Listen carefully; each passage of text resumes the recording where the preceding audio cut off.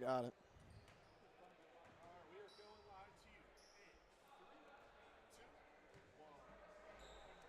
Welcome to Alumni Hall on the campus of Central Catholic here in Oakland, Pennsylvania, and you are in for a night of basketball today. We have the JV versus Seneca Valley tipping off right now. Varsity will be after JV. The freshman team won by a blowout earlier, 72-37, as we tip it off here in this JV basketball matchup. Unfortunately, we do not have a roster for the JV team for either team, so we do not have any names for it.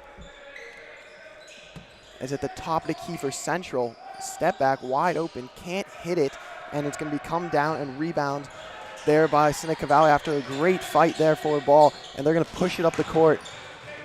Deep two isn't going to hit it, rebound Central. They're going to move it down the court. Going to swing it to the top of the key, back out. A little bit of a pump fake there. Swings it around, deep three-pointer. That one, no good. Rebound Central, though, and this is just an ill-advised pass. Wasn't ready for it outside, and it'll be Seneca Valley ball.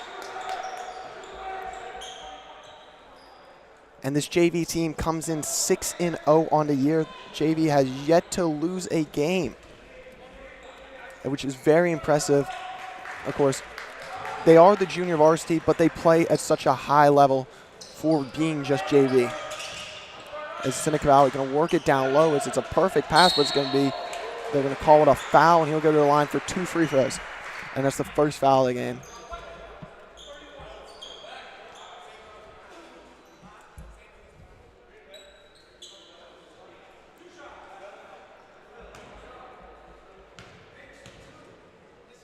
As the first free throw is up and no good on the first free throw, as the score is still 0-0.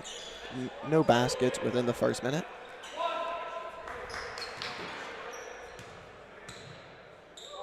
As the second free throw is up, and he makes the second, and the first points will be scored by the Raiders. He's going to bring it up the floor. Swings it over. Another deep three there from the side. Can't hit it, but a terrific hustle play there by number 10 for Central, as to come down with the ball and cause a jump ball, but unfortunately possession arrow was pointing towards Seneca Valley, so it will be Seneca ball. He's going to inbound it. Central running a press here, trying to put some pressure on from full court as they break it very quickly. Thought about shooting, but drives in and kicks it out. Wide open three-pointer. That one's in and out. And now Central going to push the pace up the other way. Going to swing it out. Another three-pointer. Makes it that time, and it's a three-pointer, and Central's on the board, and it's a 3-1 lead for the Vikes. Going to bring it up the floor. Driving as it will be. They're going to call a foul there on number 20 for Central Catholic, and it will be Central's second foul of the game, as Seneca Valley will have a chance to reset here.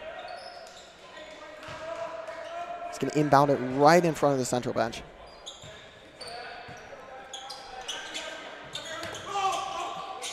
Tight defense in the corner there, so he's going to kick it out. Thought about shooting a three-pointer, then he drives in. He's going to kick it back out. Driving in. Shot is going to be waved off as the travel is called, and Central will get the ball.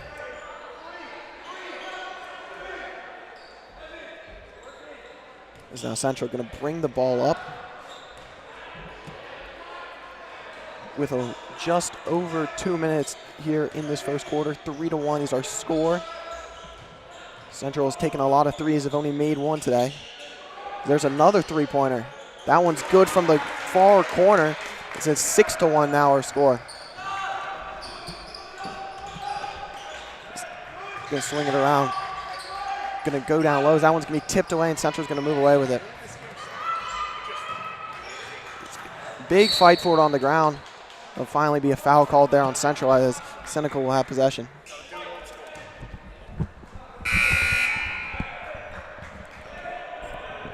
And as my colleague Kyle Templin joins us today.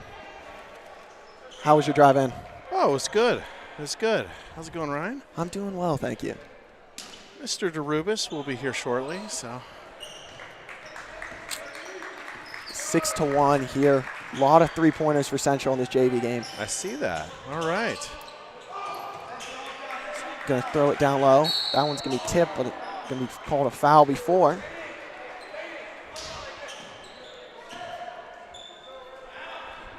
The JV team has been relatively high scoring this season. Yes, they've been very well this year. They're 6-0 in Yeah. their JV matchups. So very impressive. Yeah, they've been a very impressive. You know, a nice young squad. A lot of, you know, we talked about, you know, previously that a lot of the JV players moved up to varsity. There's a lot of senior talent on varsity this year, and yeah, so a lot of these players are the future, and the future definitely looks bright with this JV team. Yes, very good, very high scoring. The freshman team also very good. They won 72-37 earlier today. That's what I mean. I saw that score, and I was like, wow, that's for freshmen to put up 72 points. That is impressive. And that moved the freshmen to 7-0. Neither the JV and freshmen both undefeated. So very much future is bright for the Central Catholic team, as well as the very strong varsity team they have. Yeah. That one's tipped out of bounds and will be remain Central possession. Varsity is definitely strong, and with the way that everything's looking right now in the division in 6A, it's still, you know, as much as Central is not where, you know, possibly people thought that they would be at this part in the season, it's still anybody's division to take. Yeah, still a heavy favorite. Yeah. As that three-pointer is good from outside. It is 9 points for Central today, all from the three-point line.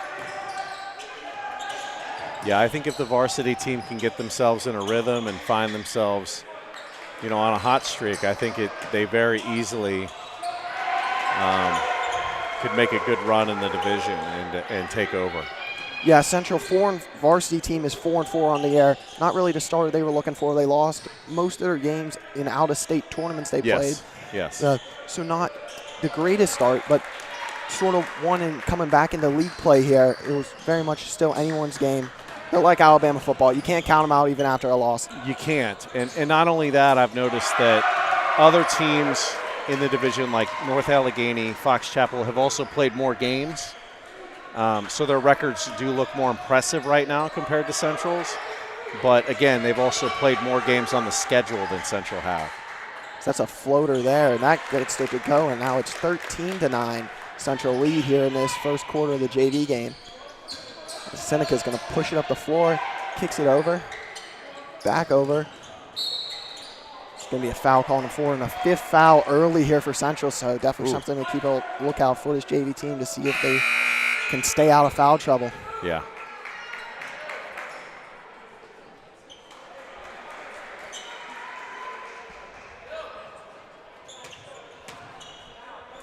He's going to inbound it from underneath the basket, going to kick it over. Thought about shooting it, but going to go down low, and it's going to be an air ball on the floater. Back out three-pointer, though. That one can't hit, and Central comes up with the board that time. Nice rebound there by number 1 on Central. Nice spin move also. So now Central looking to slow down the pace. Looking to find someone, can't, but he's going to do one dribble and kick it back. Drive it in. Losing possession, kicks out. Three-pointer, it's contested, can't hit it. It's top of the board, out of bounds. Going to move. Seneca possession now, going to bring it up the floor.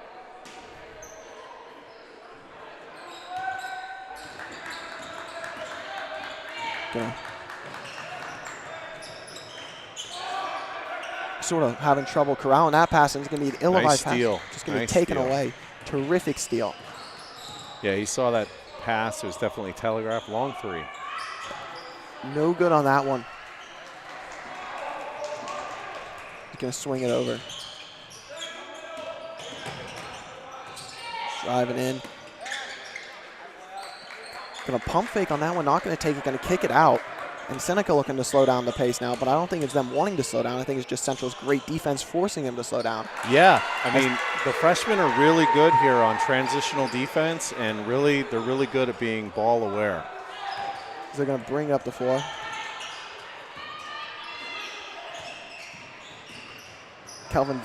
Looks for Kelvin Vento, which is the only player we actually know who he is because he is on the varsity team. Unfortunately, we do not have rosters for either team, and we do apologize for that. Yeah, it looks like there was just a rare miscommunication there, where it looked like he thought that he was gonna break outside, and player decided to break inside, and so it went out of bounds.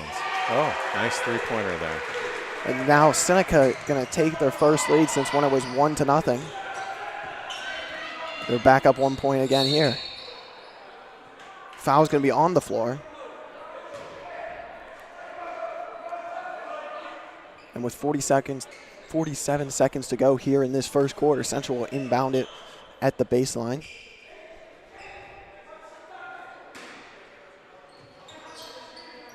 Going to swing it out. Pump fake that one, thought about shooting it, kicks it back over. Down low, he's fouled, and one. He gets it to go, and he'll get one more from the line. Very nice.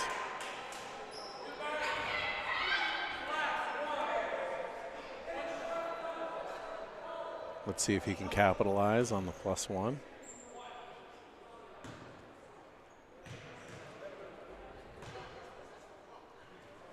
And that's what you like to see. Yes, just make your free throws. Something Central has been really good at in years past. Just controlling everything you can control, and you control making free throws. Absolutely.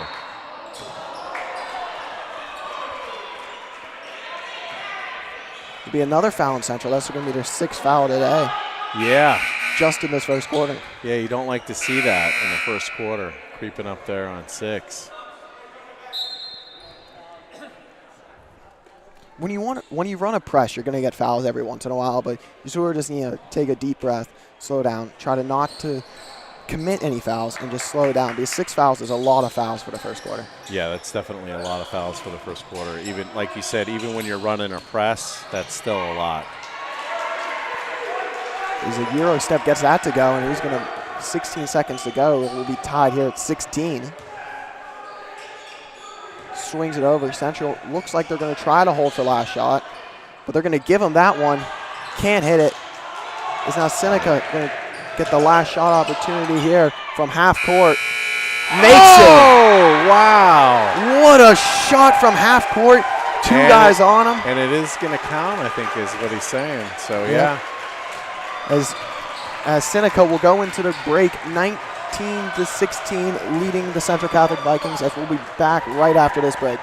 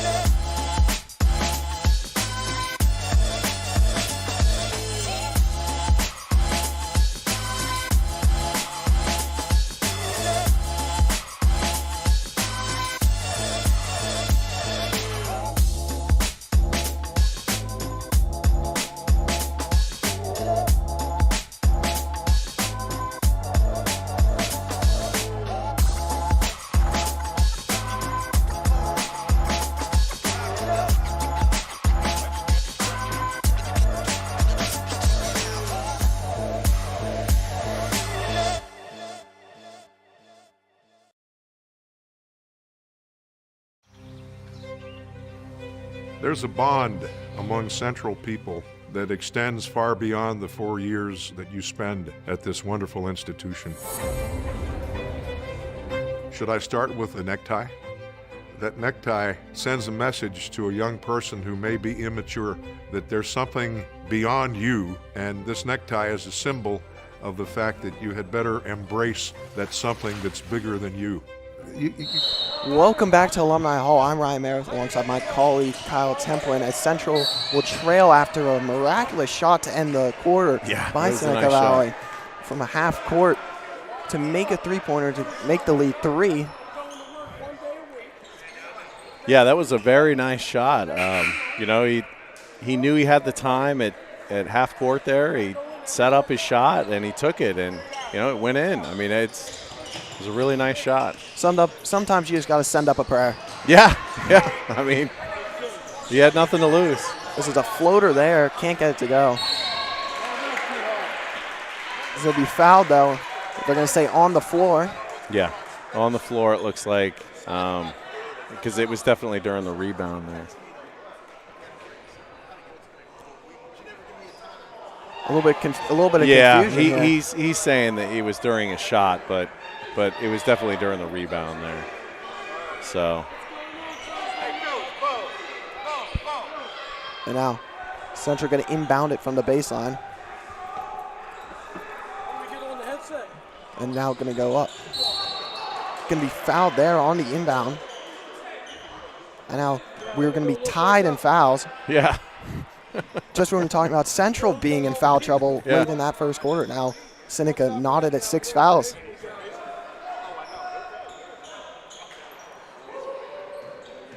Going to go down, going to kick it around. Swings it out. 3-pointer. That one, no good. Rebound Seneca. Seneca going to bring it up the floor. Kicks out. Seneca's doing a great job of trying to beat the zone, but Central's just too much pressure there. Yeah, they're definitely trying to move the ball around enough to beat the zone. And I'll tell you what, that was a great shot, but just in and out. Now Central looking to push the tempo. It's an acrobatic layup, no good. And the rebound attempt, no good either. But they're going to rip that one out of his hands, and he'll be fouled. Yeah. I'll tell you what, Seneca right now has, 23 and 10 down there. That's like 2 twin towers, like, for a JV squad.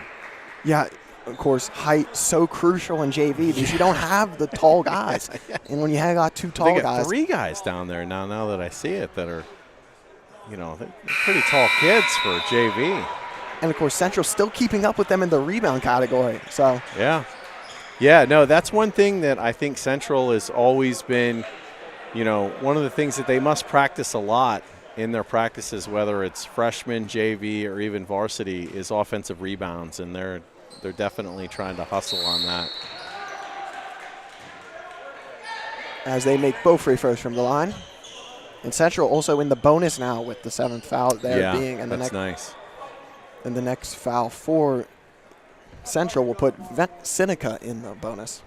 Yeah, that's good. That'll be interesting to see how that plays out for the rest of this half because, you know, again, I mean, we're not used to seeing fouls creep up this much during the first half here. So, as it was the first timeout used, and it was the 32nd timeout. Yeah. Yeah, I think that's mostly just a regroup there on Seneca's position there. So yeah, they have 3 fouls within the first minute of the second quarter. I think they're just reining them in. Central will look to still keep up the press here. So Seneca is going to look to inbound it now.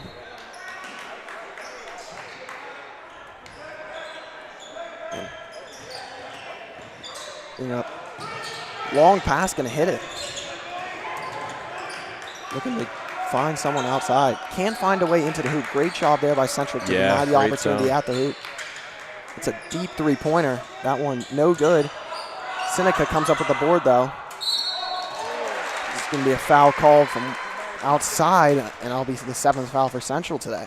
You know, and that's one of those ones too where I know that you only have 2 officials that are on the court, you know, but I always hate it when it's the outside official that calls the shooting fouls on the inside like that because I always feel like they have a really bad position to call those. It should be the inside guy, but apparently he saw it, so. As he made the first free throw there, and the second free throw is up, and the second free throw is good. It's a 3-point lead for Seneca again now. 21-18 our score with 5:30 remaining here in this second quarter. Swing it around, back out Central. Great ball movement early, but really good job passing the ball around. Yeah, not only has the ball movement been really great, but the patience has been really great too. Gonna swing it out. Gonna go back over. That one's wide open, deep three-pointer. Gonna hit it. Drilled it. And we are knotted at 21. And honestly, Seneca that's now 2-on-1, and they couldn't find the open man down low. Yeah, it was great transition. But that's an open three there. Looked like his foot was on the line, though, but it still misses. Yeah, that was great transition by Central's defense there. Heat check here, can't hit it. Yeah, what you like to see from your JV squad is, you know, you like to see good patience because that's hard to teach.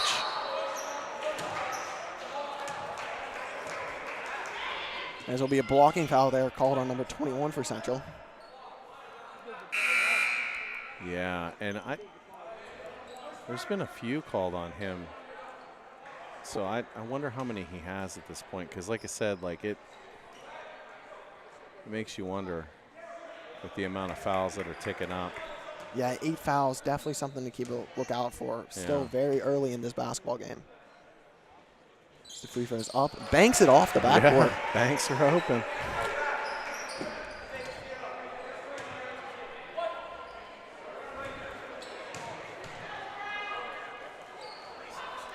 This is the second free throw, no good. Yeah. It's now Central going to look to push the pace up the floor.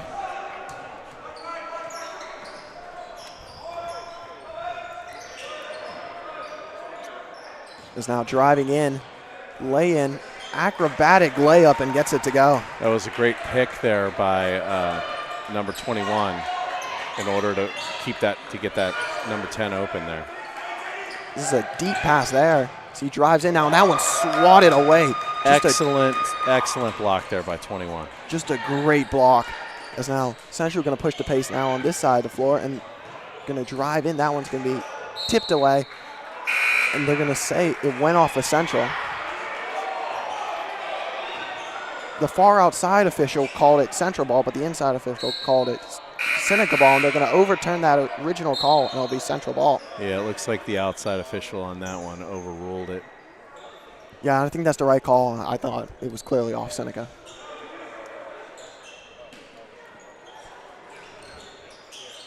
Outside now, going to swing it over.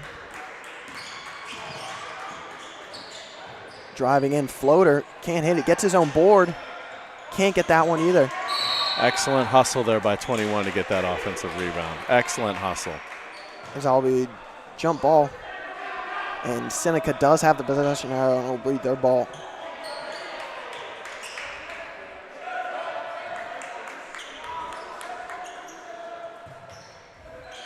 Gonna find a man on the inbound. That ball's tipped, but still gonna end up in a Raider possession. Driving in is a good layup there. Contested layup, but makes it as Seneca going to go up 1 point, 24-23 our score. Now trying to get some handles, trying to make a move. This will be Seneca ball, as that will be just a hard pass. Tipped, looked like it was originally tipped by Seneca, but it must have bounced. From my angle, it looked like it bounced off sort of the thigh of number 20 of Central. Yeah, it definitely bounced off Central player there. So good eye by the referee there to get the call right. Yeah. I'll tell you what, I'm very impressed by this JV's transitional defense on this press. It's very impressive. Yeah, it's very good. Something that we saw sort of last year, too, with the terrific interior defense as well, because that was a great interior stop. Going to swing it over. Thought about shooting it. Going to shoot it that time, though. That one's no good. Rebound Seneca. The Central's just going to push it back. No pressure on this one.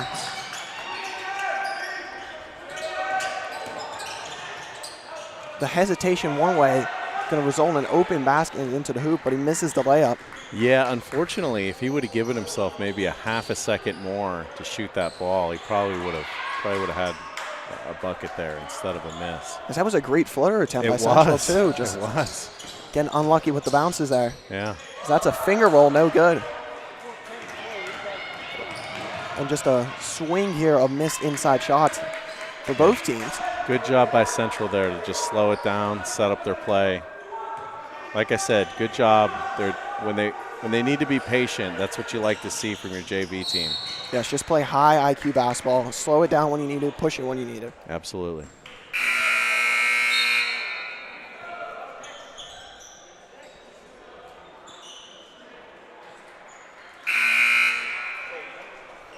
Now, Central being in the bonus, this will be a 1-and-1 attempt.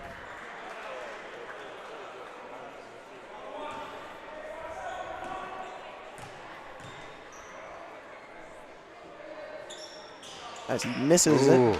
Those are the worst, in and out. And Seneca going to try to push it now. And that's a terrific job by Central to get back. One of the hardest things to do is to get back on defense after a missed free throw. Yeah, that's what I mean. Their transition game is great. I mean, the coach is really coaching these guys up when it comes to transition defense. It's down low, fading away, can't hit it. Ooh. It's 1:20 remaining here in this second quarter of basketball. 24-23 our score. Driving in, fouled, and one. Gets it to go. And what a play there to take the lead back for Central and a chance to extend it to 2 points. And in a second quarter where points have sort of been hard to come by, that could be a big lead. Yeah, you're right about that, Ryan. It's for whatever reason, both teams have been struggling to score here, and it's not really through any fault other than just shots just aren't falling. Really good shots are just not falling. As the three-point play is converted with the and one free throw.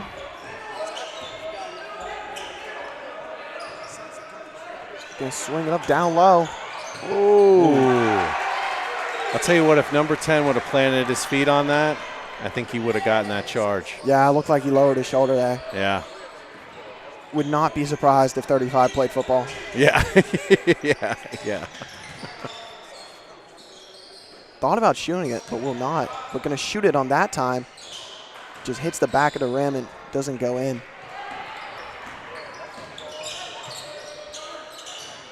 As the Raiders pull up three. Air ball. Air ball, yeah. So Central trying to push the tempo. And Seneca trying to push it the other way now.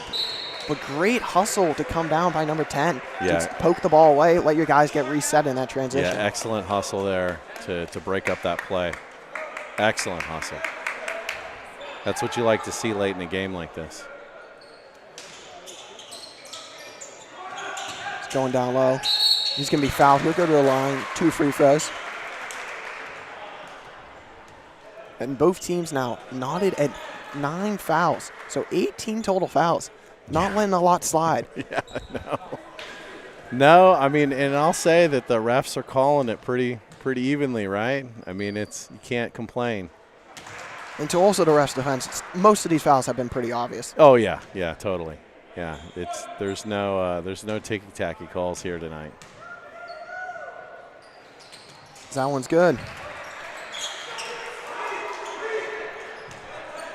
As they make both free throws to get a 2-point lead here.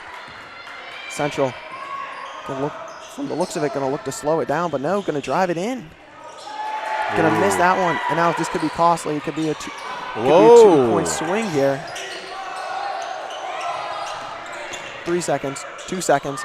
That one's good as time expires, and Seneca gets another basket right before the time expires. Yep. As our score here will be 30-26. Seneca Valley leads the Central Catholic Vikings. We will be back at the start of the second half.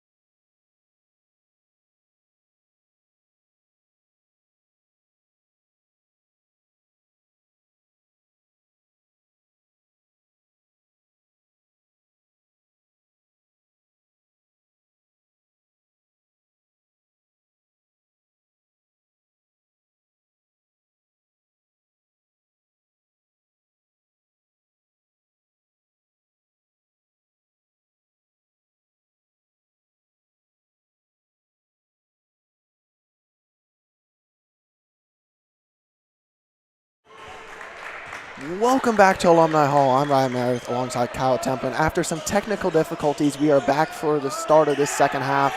Our score here now 33 to 28, now 35 to 28. As Central uses a timeout, as it's probably the worst possible start Central could have had to this half. Yeah, you're right about that, Ryan. We've seen them, come out here a little flat, to be honest with you. Not really how you want to start out coming out of the gate, especially after the way that they ended the first half there.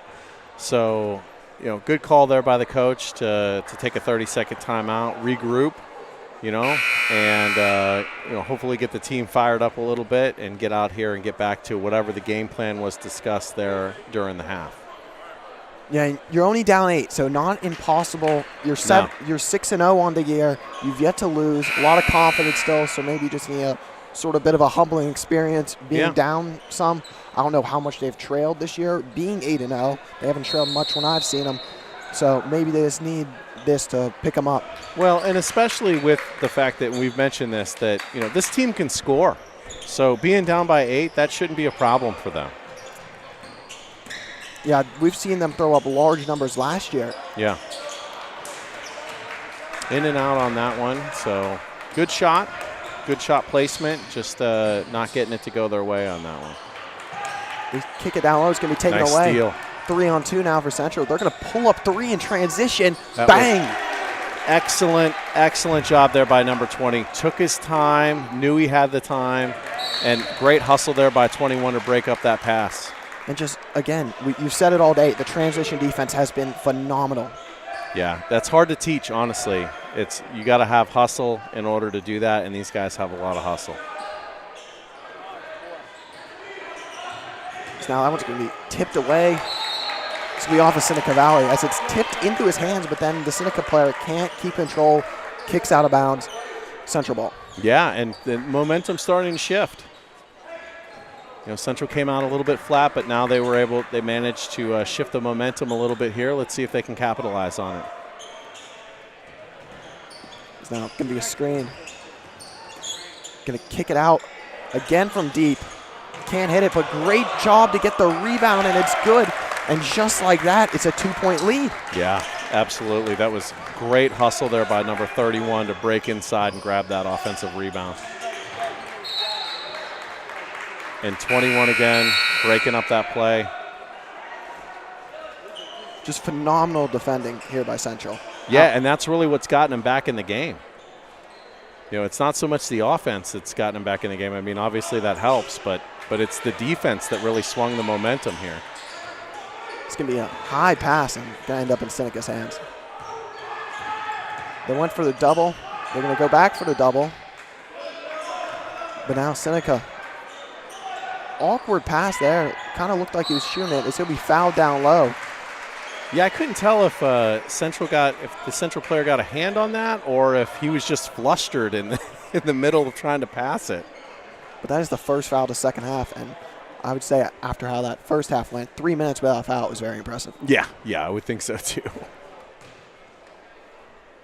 The free throw is up, and it is good. Going to make the lead 3 for Seneca. Going to try to make it 4 with this next free throw.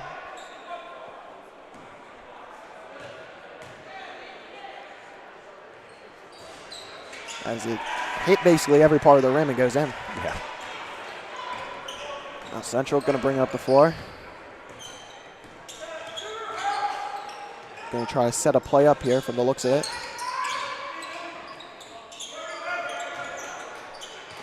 They swing up, driving in. Foul going to be on the floor.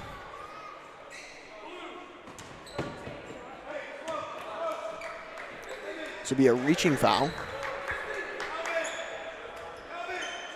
Is now going to inbound it from the baseline, Central. Nice inside move there, and he gets the foul. And he'll go to the line for 2 free throws. Great inside move there, and he gets the foul whenever he just pumped inside there real fast and took the foul on the shot.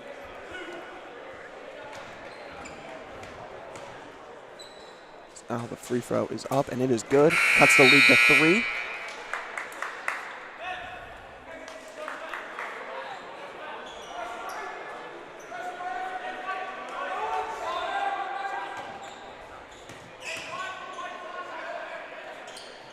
It's the second free throw, no good, but can be fouled over the back coming in on the rebound. Seneca will get possession. Yeah, that actually might have been the first ticky-tacky call that I've seen. That one, yeah, I'm not sure I would have agreed with the over the back on that one. You win some, you lose some. Yeah. Because that one's going to be rebounded there by Central. And now Central going to bring it up the floor. Down 3 points, one possession game. Mid-range shot. Can't hit it.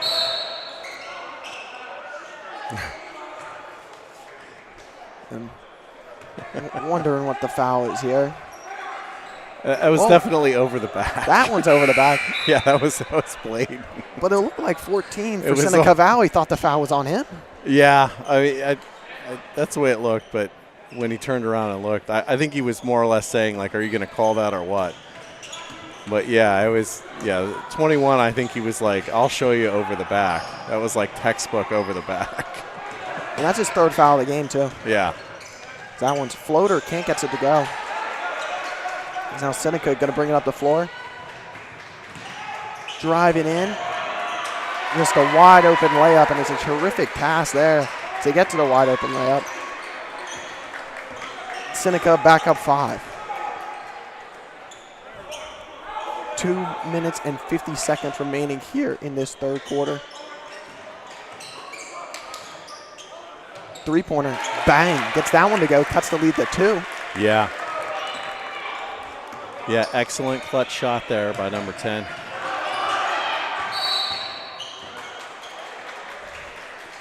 This will be a foul called there again on Central.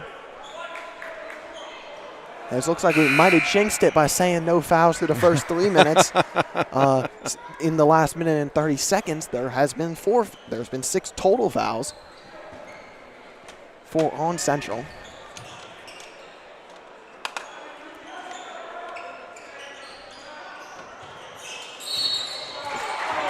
Oh. And another foul there. Yeah. And I think you gotta just be patient. Don't try to go for the extra steal. You're down 2, you want to try to make a play to make it tie the game up, but you just gotta be patient. Don't try to force anything. Yeah, I feel like aggressive defense is what got them back in the game, so they're still trying to play that game, and it's not working out. Now, see, that right there just fell into their lap, and they didn't even have to be aggressive. Because now Seneca got called for the foul. Yeah. And like I said, I think the refs are calling it pretty evenly. I don't think that they mean to pick on one team or the other. It goes in waves. There's 26 total fouls have been called in this game. This is quite a few. It's quite a few. And like I said, other than that one, I can't really complain about any of the others. And that's saying a lot for the officials. So going to kick it out, now driving in, back out. This is a terrific pass, wide open, three-pointer. Couldn't hit it. Yeah, unfortunately, that was a great shot, though. It was a great shot. It just didn't drain for the scoring. Excellent defense there. Going to bring it up. Awkward shot there. Can't get it to go. I'm surprised that was not a travel, to be honest with you. Is Seneca by number 30 there, but yeah. I think he sort of lost his footing and I think he did too. And results in a wide open fast break layup for Seneca. Yeah, I think he took an extra step though there. So driving in, floater there, can't hit that. Ooh, right off the back of the rim. That's another one you hate to see too. There's been at least 10 shots at which I could have swore were going in, but just hit the wrong bounce. Yeah, and that happens sometimes. I mean, you see that. That three-pointer, no good. It's the in and outs that kill you as a shooter, because there's not. I don't know how you shoot it any better. And what a pass there by 20. No look pass, but he didn't. It was so good of a no look. Number 3 didn't even see the ball coming. Yeah. Yeah. Minute and 9 seconds remaining in this third quarter. 37-41. Seneca Valley leads the Central Catholic Vikings here in this junior varsity matchup. Yeah, and Central, like I said, they have a good opportunity. They've been hanging in there, hanging close. They have a good opportunity with their scoring power to be able to get right back into this game and take the lead. Gonna swing it out now. Thought about shooting it. Gonna sort of lose possession, but gonna come up with it. Because I like this idea of slowing the ball down for Central. Absolutely. So that's gonna be a three-pointer. Bang. That was contested, but he was still taking that as he hits it. Cuts the lead to 1 with 30 seconds to go in this third quarter. Now Seneca driving, awkward shot, can't hit it. Now the Vikes going to bring it up the floor. Slow it down, be patient. You got the ball. You don't have to force it. Got plenty of time.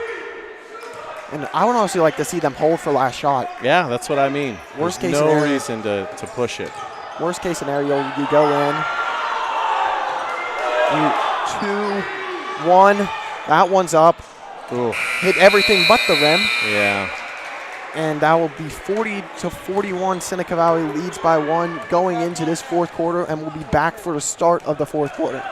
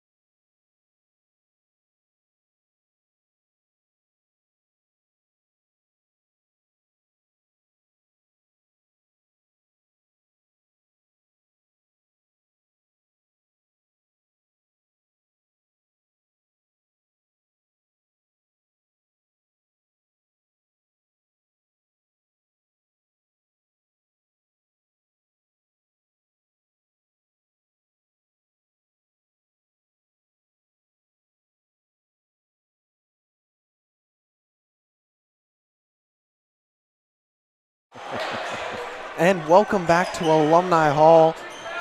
Our score here, 41-40. Seneca Valley leads, and very much exciting fourth quarter here. The JV squad for Central's undefeated season is on the line. And they were down 7 at the one point, have cut it back down to 1. Well, they came out strong there, and they had an opportunity to take the lead, but unfortunately, the Central player lost his footing. And another opportunity here. Oh, no-look pass. Oh, what a play. It is. Looking like Magic Johnson out there. Yeah, showtime. And as Seneca now going to slow down the tempo.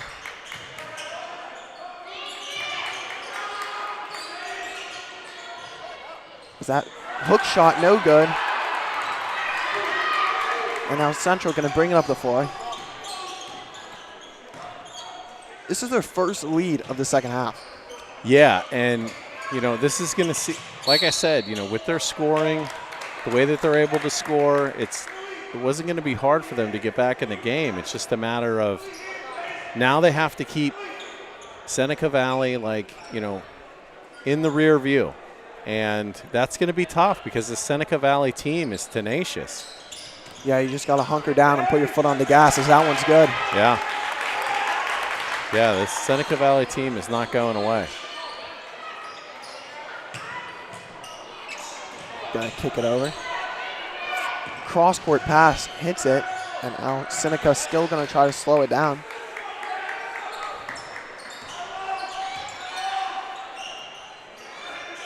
At the top, gonna look down low. Three-pointer up. Bank is open, ties the game. And he's even got a smile on his face on that one. And Seneca calls timeout immediately after. 32nd timeout. We'll keep it here. And what do you think the keys to winning this game for Central are if they are to win this game? I actually think that it's going to be controlling the fouls on their end. I think that that's going to be key. I think it's going to be controlling the fouls, and then I think that because I think that the patience on defense is going to be clutch for them. You know, I just think that it seems like the fouls go in waves, and if they can control one of those waves to where they're not getting hit on their end and they're the ones that are frequently going to the free throw line more, they can extend that lead. And then they can just leave Seneca in the rear view. Most definitely. As they break the huddles now, and it will be Central ball after that bank three-pointer made.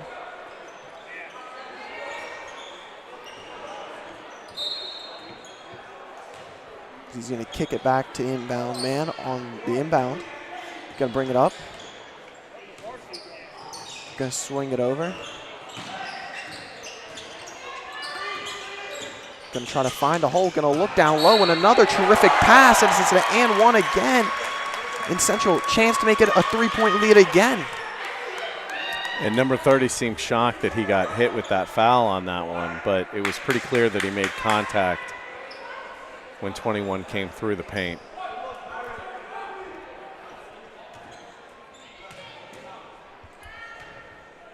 As the free throw is up and no good.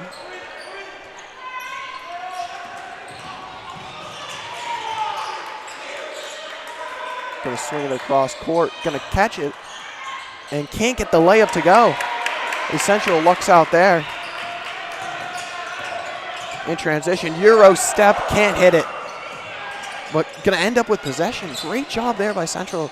Yeah. Number one, just to find a way to keep the ball. Yeah, he's the smallest guy on the court, man, but he's all over the place when it comes to hustle. As that ball was tipped out of bounds, and a great catch there by the coach. Just under 5 minutes to play here in this game. Central leading by 2.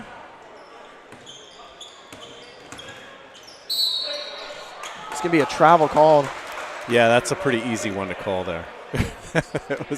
That was a deliberate extra step there. It looked like he tried to pass, and he ended up holding on to the ball. Yeah, it looked like he was trying to look for someone, but everyone was guarded. Yeah.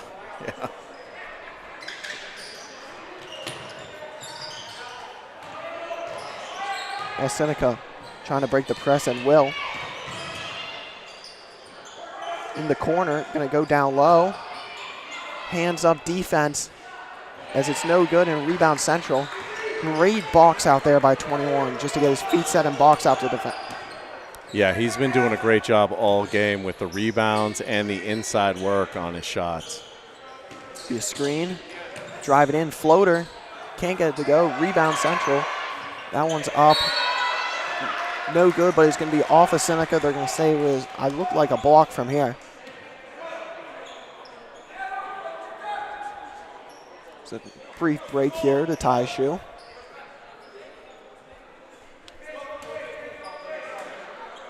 Going to kick it out. Back outside. Thought about shooting it. Pump fake, drives. Another floater. Can't hit that. Seneca looking to go quickly here. Wide open three-pointer. Can't hit it. Rebound Central again. And again, 21. I mean, he's got to be in double digits for rebounds on this game. Oh, most definitely. He's just been a terrific job boxing out. Offensive side and defensive side. Yeah. That's a mid-range, can't hit it. Ball's going to be taken out of his hands from Great behind. hustle there. And 21 down low, can't hit it. Oh. You can see the frustration on him. Yeah, a little bit. Looked like he got a little bit too excited on that one and put a little bit too much on the ball going in. As the Seneca player will be fouled and will go to the line for 2 free throws. Seems like we haven't had a basket in forever. Yeah. A lot of back and forth basketball here. Looks like some guys that are tired. It looks like, maybe a little bit frustrated that some of their shots aren't going in. That's carrying over.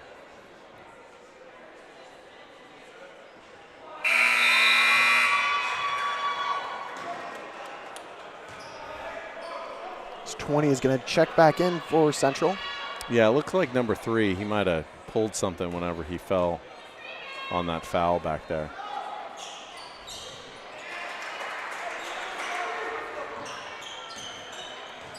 Maybe he's got a cramp. He's now driving in, and look at that explosion. He gets fouled. Yeah, he went in hard to that basket. He was going hard in the paint there, and for a guy that's that size, that's impressive. Yeah, and he sort of just slowed down, little hesitation, just exploded to the basket. Yeah.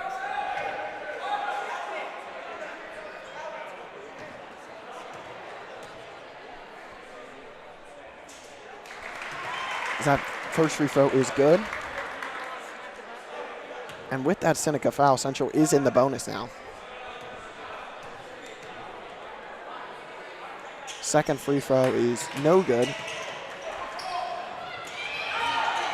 Almost a steal there.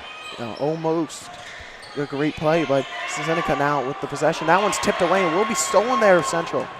Pushing the pace, the Vikes can't get it to go. Oh, but he hits it off of his leg while he's out of bounds. Yeah, heads up play there by Central. This will be a timeout called. I think Central called the timeout. This will be a full timeout. As we'll just keep it here. With 3 minutes and 6 seconds remaining, our score is 47-45. Lots of fouls in this game. Not a lot in this fourth quarter. They've done a good job of controlling that going into the fourth quarter, especially for Central. They only have one foul here in this fourth quarter of play. Definitely a key to why they're now leading this game in the bonus. Big opportunities to get the ball off this inbound. You make a basket here, make it a two-possession game. A two-possession game late in the game could just change the whole entire facet of how you play. Yeah, and I think that's going to be important, Ryan, like we discussed. I mean, like, you know, if you can control, especially, you know, when you talk about the fouls, you talk about ball possession then. And when you talk about that, you start talking about putting guys up on the line, and that controls your scoring. And when you're constantly putting guys up on the line, especially when it's your guys, you can just put your foot on the gas and keep scoring, and then that frustrates the other team's offensive flow. So I think that's going to be the key to them holding on to this game, because I'll tell you what, this Seneca Valley team, they're not going away if you're talking about 5-on-5 basketball. You got to put them at the line. As now Central can inbound it from the baseline. Pump fakes it. Central going to slow it down from the seams. Swing out three-pointer. Can't hit it. And now still a 2-point lead. Seneca looking to move it up the floor. Kicks out. Three-pointer. Can't hit it. Rebound Seneca, though, as they get it up and go, and we will be knotted here at 47. Yeah, and that's what you don't want. This team is just going to keep hanging around. You want to be able to get yourself a good couple of possession lead here and just keep moving forward, because they're going to keep clawing their way back. And now a screen there, trying to work something off of it as he drives, kicks out, drives back in. Another kick out and terrific passing. Can't hit the three-pointer. And I think that might have been an easy call right there. Yeah, I think it was too. I mean, it was pretty blatant, the foul there. So. And of course, it being in the bonus, 1-and-1 opportunity here for number 24 at the line. Yeah, and that's what I mean. Like, you know, this is where if you're Central and you're, you know, you have your guys, you practice free throws for a reason. This is where you separate yourself. This discussion with the Seneca Valley coach by the officials.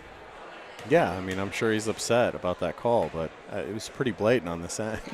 Free throw's good. Makes the first. He'll be rewarded with a second free throw.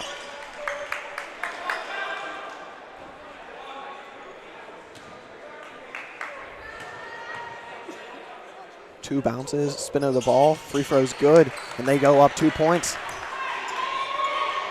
Big two free throws there to keep it. Absolutely. To get the lead. Now Seneca going to call a timeout. Yeah, I think that's a good timeout call there by Seneca. I mean, you just went down, get it across half court, see what their defense is looking like, see if there's any open lanes for a quick basket. If not, call a timeout. Absolutely. Discuss a play call you might want to run. Yeah, I absolutely. I mean, I think that it's good. It's good coachmanship there by the coach. You know, good strategy, and again, you know, it slows down the game a little bit there. Like when you're talking about this late in the game, when you have players this young, they tend to want to hurry, and even though they have time, they tend to want to hurry. And this is where you want the players to slow down. You want them to take their time. You're only down by 2. But you feel like you're down by a ton, you know, and so you want him to be able to slow down, and that's exactly what he's doing. He's forcing his players to slow down. And he's having a very lengthy discussion there with the officials, so that's probably part of the timeout too. Yeah, I don't think he liked the foul on the box out where Central was able to get the 1-1. I'm not sure what he didn't like about it. I mean, that was a blatant foul. Like if there was a video that you would show officials on a box out foul, that would be it. So I don't know. Maybe he feels like it was being called inconsistently today. Maybe. I mean, maybe that's an argument, but I haven't seen that either. Cross-court pass going to go in. Floater can't hit it. Seneca's going to get their own board, though. Back out three-pointer. This for the lead. Can't hit it. As Central will have the ball and look to bring it up, slow it down. No shot clock in high school basketball in Pennsylvania. And, of course, you got to wonder, you want to use as much clock as possible here. Yeah, I think so. And like I said, you know, your players, you don't want them to be in a rush. But with 1:30 to go, if you get an open shot, I don't think you can not take it. Absolutely, yeah. If you have an open shot and you have time to take it, absolutely. You take those points all day. It looks like they're just going to slow it down and just, like, try to bleed the clock. That's what I would do. I mean, like I said, this team, and they're not going away. Try to draw a foul. That one's going to go in. Reverse layup, can't hit it. There you go. The layup with the backhand couldn't go in. But he gets fouled, and he'll go to the line for 2 free throws on the shooting attempt. And that time that they used right there was about 30 seconds of clock. Yeah, and it puts them back at the line, you know. And again, hopefully you capitalize on this. You extend the lead a little bit.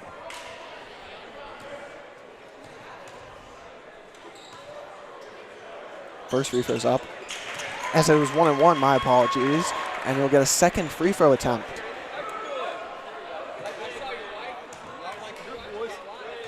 As that makes it a 3-point lead. This is a big one. Make it 2 possessions. Oh! Spinned all the way around the rim and out. And Seneca looking to push it quickly, and a terrific defensive play there by 20 to tip it out of bounds and slow down the tempo. Yeah, excellent job there by them on the hustle. He doesn't tip that ball. That's a wide open 3-pointer. It's timeout again called by Seneca. I like this timeout here. Yeah, they're definitely sizing things up. You know, it's a good timeout to take because again, you're still one possession. It's still a 1-possession game. So it makes sense. And, of course, don't leave us. The varsity will be coming up shortly after the JV game, and a very much anticipated varsity matchup. First home conference game for the Vikes.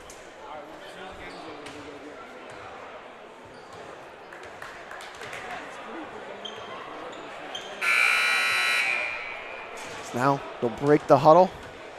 Seneca will get it from Central's baseline. Yeah, and let's see how the Vikings respond on this because, again, you know, this is a young JV squad. They got a minute left. They got a 3-point lead. They've been playing good transition defense. Let's see how they do. If they shoot a 3, whatever, you don't commit a foul because that's a 3-pointer and it's good, and we are knotted at 50. And that's just how it looks like the coach drew it up, so he's very excited. But Central has plenty of time here. And he gets fouled, and they're in the double bonus. That's a free 2 free throws. Yeah, the Seneca coach is a little upset about that. I don't think that he wanted his player to foul so early. No, especially, and now it's tied too. So chance to take the 2-point lead right back after you made that big 3-pointer to tie it. Yeah. And not only that, but you put the one guy on the free throw line that's been lights out.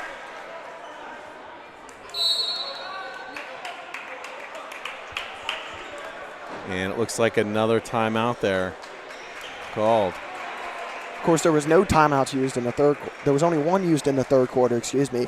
I don't think there was any in the second quarter. No, and the one that was used in the third was by Central, and it was with 30 seconds in, remember?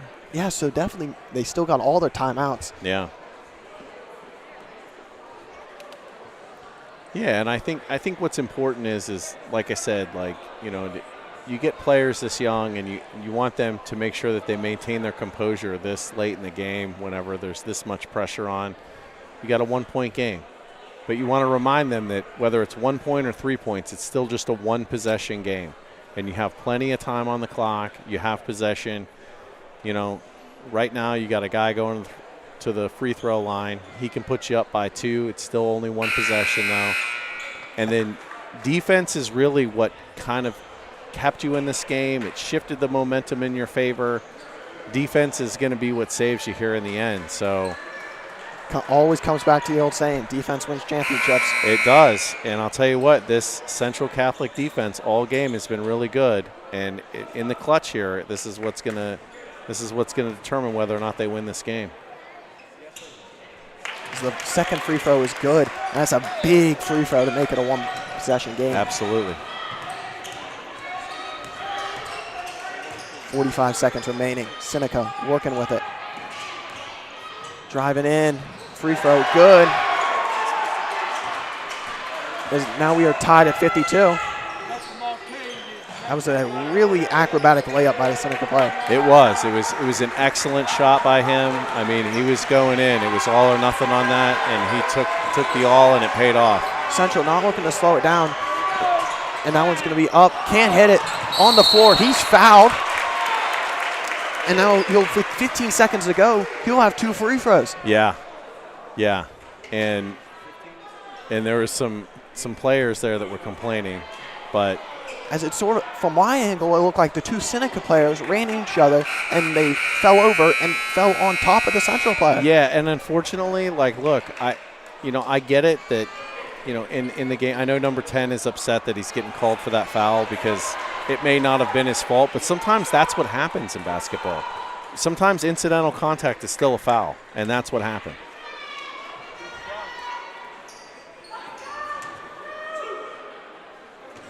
So now 2 free throws for Central. First free throw. It's good. He thought he missed it. He did. He's little sigh of relief there. And now you have a 1-point lead. This second one would be absolutely massive. And he makes it. Yeah, drills it. No doubt about it. Swish. As now 15 seconds remain. Seneca, 3-pointer, wins it. 2-pointer. As Seneca just going to call a timeout as soon as they get across. I like that call there. Yeah, set up a play with 9.9 seconds remaining. Yeah, and if you're Central, I mean, you have to look. I hate to say it, but you have to look for the same play that they called earlier. Yeah. I mean, at this JV level, there's not too many plays that you draw up. And especially in these situations, more than anything. You want to go to a play that you feel the most confident with, and I think that play called earlier is probably the play that they practiced the most and they're most confident with. Yeah, and it worked, right? I mean, it worked. And so, yeah, I think if you're Central, you look for that play. I think the only way that you make it different is maybe you switch it to the other side. You know, that's the only way that you really make it different. But, yeah, I think that's probably a good call. You look for that play again, and because it's definitely whatever's coming, I would have to think is definitely going to be similar to that play. As Central breaks the huddle, and we'll go down looking to defend.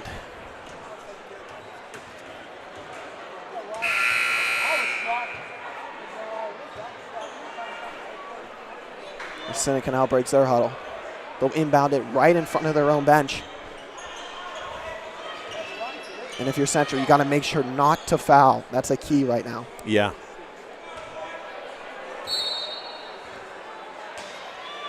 He's going to inbound it. Back out. 7 seconds, 6 seconds, 5 seconds. Going to try, and that one's going to be tipped away. This is going to be just thrown to Central. as it'll be the ball game as they just throw it away to Central, and Central is going to win it 54-52 in this JV game. A nail biter to the end, but the JV team moves to 7-0, undefeated still. And if the varsity game's anything like this, we are in for a treat. Yeah, excellent composure there by these kids to really trail for a large portion of the game and come back and win the game. And don't go anywhere. We'll be right back with you for this varsity game in just a little.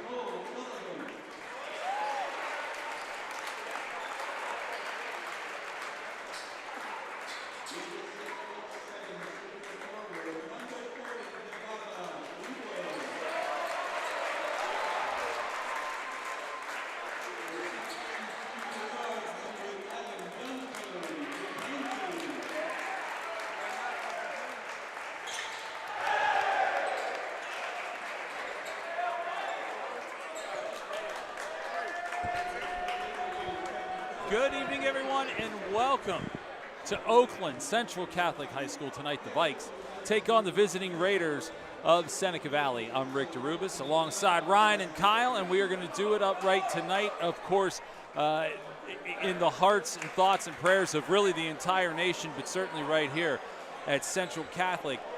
We think about DeMar Hamlin. We're going to talk about him and show some photos and things like that at halftime. So please stick with us at the half. Of course, so many positive things came out of such a terrible negative, and we will discuss all of that. But right now, business at hand. Cole Sullivan has the tip-off and hands it over to Dante and back to Peyton. Ryan, you were telling me that Randy went off in the game, shot 15 threes, and made 11. Shot 15 threes, made 11. My favorite stat about that was he only shot threes. Which well, again, Randy does Randy things. For us broadcasting the games tonight, Dababashiwe back in action for the first time we've seen him. Three-pointer up there, no good. Randy tries to come down with the rebound, and Seneca Valley hauls it in. But, yeah, this is our first Dababash game, correct? He didn't play in those first couple. Yes, it's his first time playing here in Oakland this season. Randy pulls up at 2 and is going to miss that one. The Raiders come into tonight's game, not the greatest record. I know you have some notes.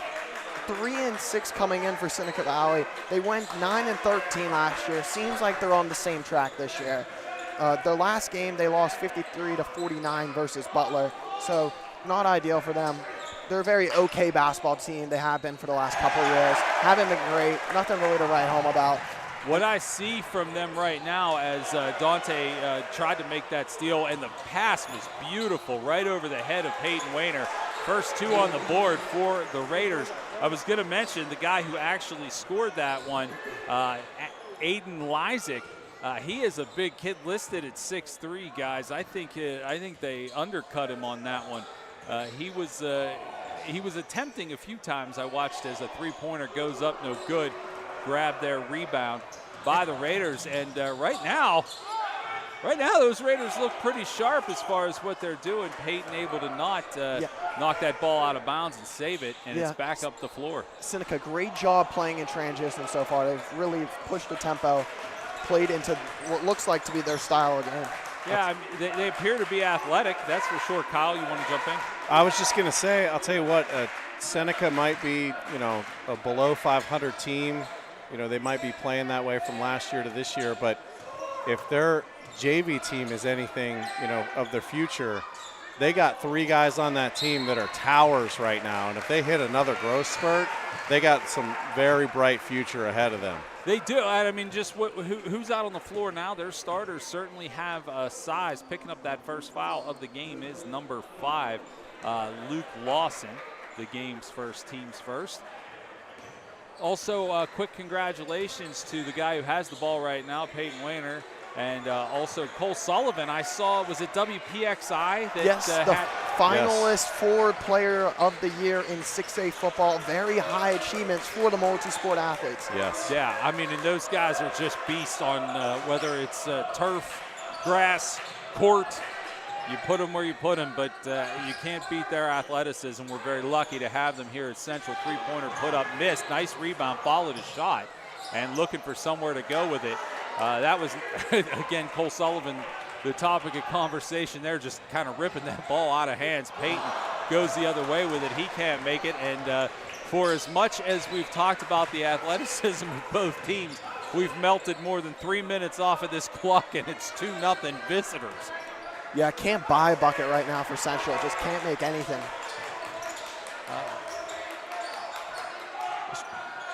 It's a good job by Central to deny opportunities down low right now. Yeah, well, you know, conditioning and tenacity is not going to be an issue tonight for the Central. That's just not a problem that they have. They're keeping people out. Long-range jumper taken, at least by the foul line, and it's no good.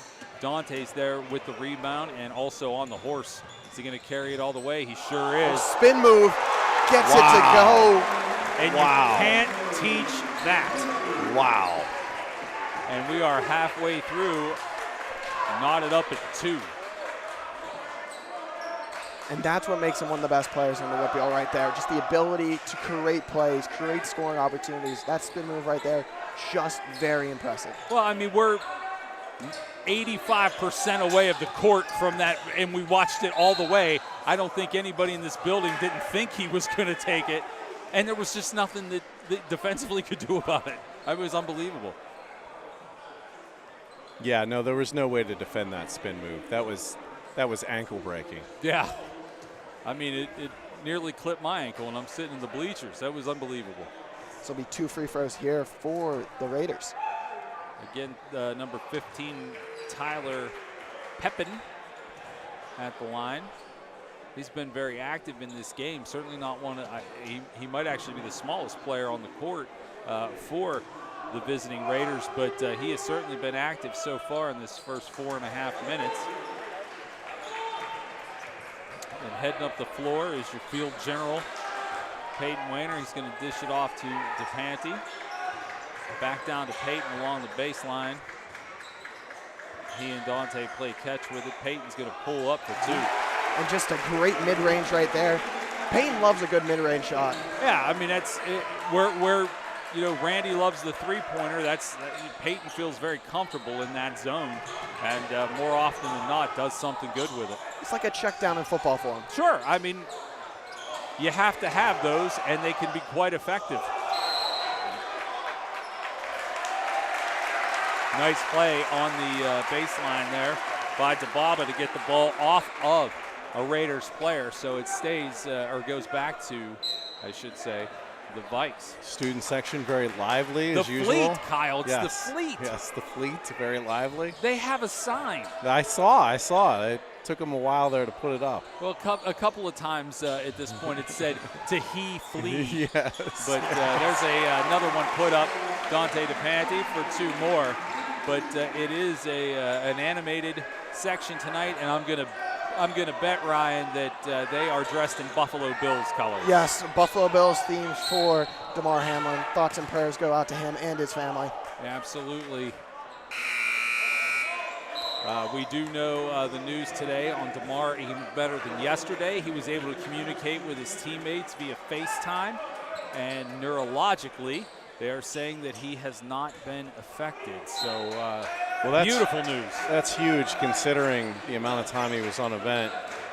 You know, three-pointer misses that. I was going to say, I feel like it takes a lot to make that something that they can say properly, and the fact that they did 2 more for Dante, that it's such a good sign. But we'll talk about that at halftime. But the Buffalo Bills colors tonight here. Oh, and DeBaba Shibwe making his length present as he just tips that ball away with his fingertips. Excellent hustle. Yeah, and his arms are so long. I mean, even with the size of the other team out there tonight, the Raiders, I'm going to say DeBaba is probably the biggest player on the floor, trying to lob it down inside. They do. Nice pass. Actually, really great passing right there by the Raiders, and they're able to collect 2 more off the fingertips of Aiden Lysick. Now, Wayner at the top, going to kick it over to Christian. Christian going to have a travel there. Tommy. Rare misstep there by Tommy. For a man who's always so consistent, it's uncommon to see that. Yeah, I feel like he'll redeem himself at some point in this game. That's one of the things, one of the last things we talked about with Coach Urso when we were here over the, was that the Christmas holiday that we were here? Yes. And there's just so much on that bench. So much on that bench. Yeah. In the game as well right now is Patrick Newell. Patrick getting his opportunity. A teammate that the teammates love to have, Patrick Newell. They say he gives 110% in practice and makes them a better basketball team, even though his minutes may not be as big as others. Dante driving in, goes off the glass. Well, and we saw it right there, the hustle that he has.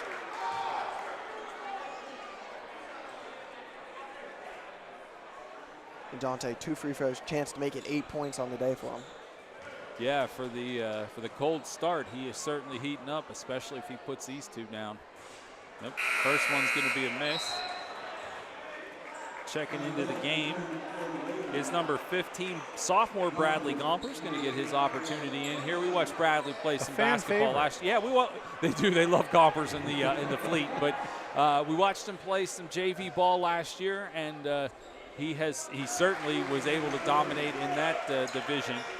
So valuable time for some of these guys tonight.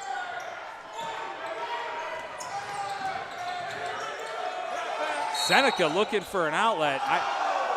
And no easy layups there by Dante. The Seneca player trying to get a layup after the whistle, and Dante just sends it away. And picking up that foul is the aforementioned number 15, Bradley Gompers, his first, team third. 60 seconds remaining here in this first quarter of basketball. Well, it's one thing's for sure, boys, as we go into this first, the final minute of the first. The Raiders didn't come here to lose. They're obviously well coached, have a lot of good ideas about how to move this ball, and they are doing it pretty successfully on a team that prides itself on some defense.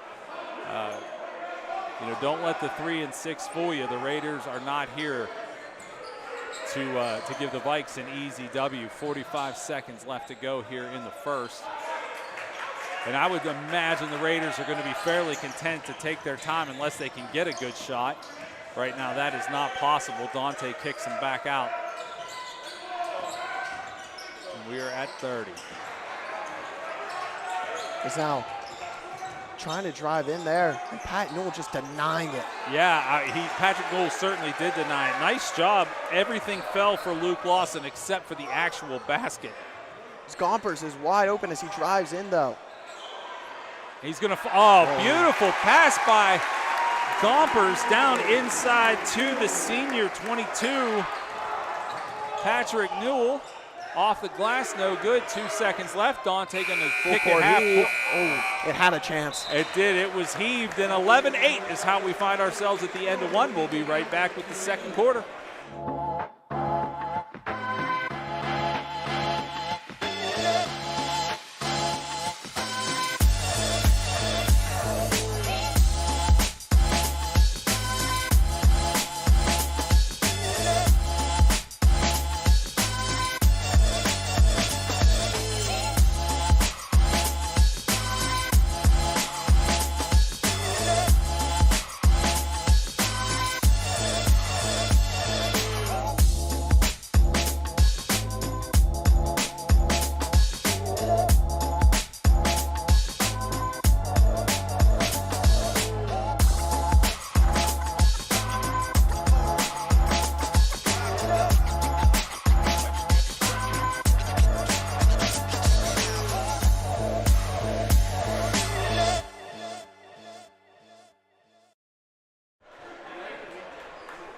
Welcome back.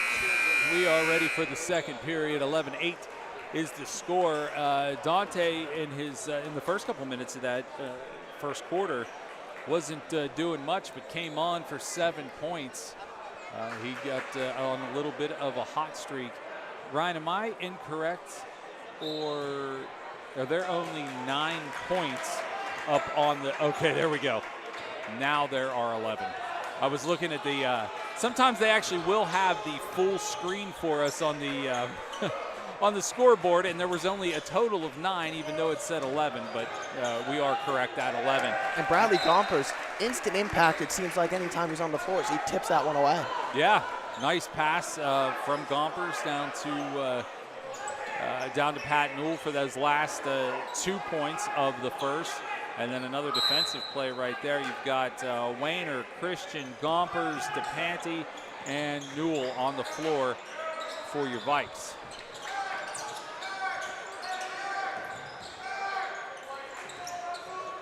Yeah, you're not going to get that one by Christian too often. He's too tenacious. Trying to drive inside again. Nice passing there. The Raiders are doing everything right except finding a hole because there isn't one. Yeah, this defense has been locked down solid through this first quarter and into the second now. We finally get a shot off. That one's no good. It wasn't a bad shot. It just wasn't the shot that they were looking for. Going to go to the foul line, but that initial shot was taken by number 5, Luke Lawson. It is ultimately going to end up sending Kai West to the line. I mean, one thing that you can say about this Seneca team is that they're definitely patient because they took a long time to work their way inside to get that shot. A lot of teams would have tried to force a shot, and they didn't. They waited until, I mean, that was a good shot that they took. You're absolutely right. I mean, there's no shot clock. Find the shot you're looking for, and I think they may have used that shot is good. Second one, it's 11-9. I think they may have used over 50 seconds there. Yeah. Finding that shot. Yeah, they're definitely patient when it comes to that. Newell looking to get off that pivot foot. He does. He finds Dante. Dante And gets fouled. one. And Dante getting the absolute amazing basket with the and one. Just all over. Chance to make it 10 points on the day already. Single-handedly has tied this team. If he goes double digits this early, you never know what could happen. We've seen him throw up 30 before. Yeah, we have.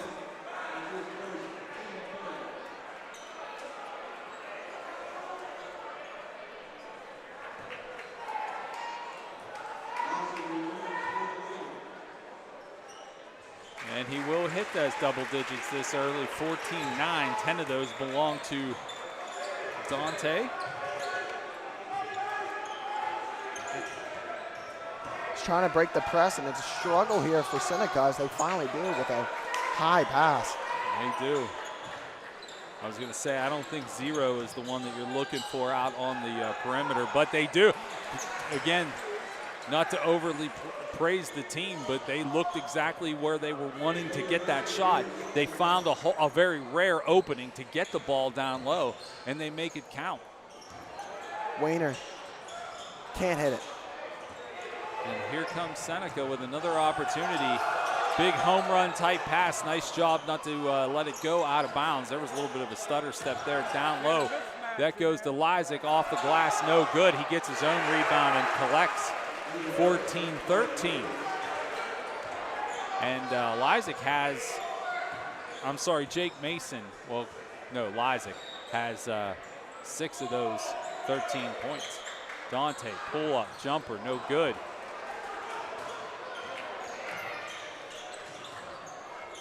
And now Seneca looking to slow down the tempo. If I were Seneca, I would, because it's working. I absolutely would. Does it look like he lowered his shoulder? And now he's on top of him. Okay. Dante in transition, though. Dante will go to the line. Oh, they're going to call a charge. Oh, boy. Yeah, and this is where DePanty gets himself into trouble with the officials. Yeah, I mean, he does. Sometimes that, as you see later in the game, he doesn't get favorable calls. Right. You know, honestly, I was watching the action in the central paint, so I did not see what happened there. But now's probably the time to just tuck it away. Yeah, it was hard to see the charge on the other end. I couldn't tell you if it was a charge or not. But again, and I've said this about him before, he needs to stop complaining to the officials and let his coaches do that for him.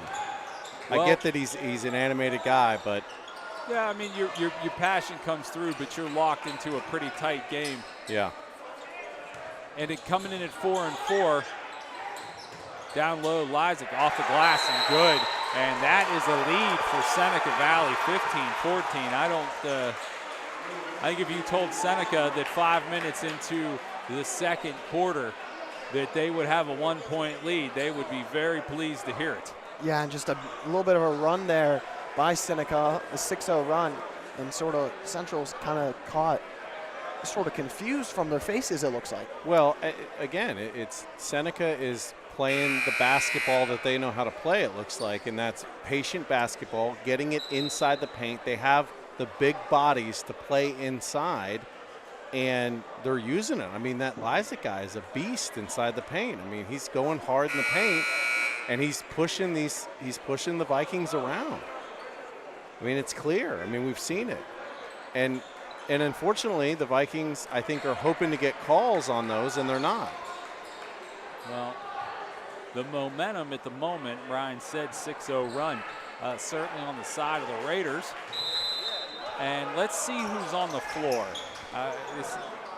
Peyton.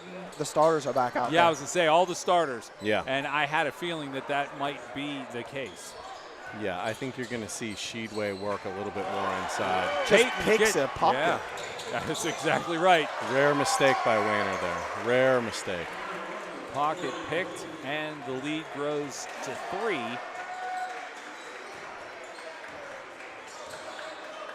So now, Randy, mid-range, rare two-pointer taken there by Randy. Cole's trapped underneath on the baseline. He tries to get that ball out. He gets fouled in the process. Well, and he worked hard for that foul, too. Sometimes when you're down that low, you work hard, and sometimes you work hard just to draw a foul, and he definitely worked hard to draw a foul on that. He did. He was closed in by 3 Raiders. Composure. And the ref is starting to warn some of the players about the inside work in the paint there, as you can see. He's talking to the 2 big men there. Yeah, DeBaba getting an earful as well as Aiden Lysak. Yeah. It looks like they're warning about elbows. You got a couple of hosses in there. Yeah, you do. His elbows probably don't feel good. Yeah, you don't want someone breaking a jaw. It's Cole Sullivan now. Oh, look Finds at Cole himself. with the move. Little point guard spin move.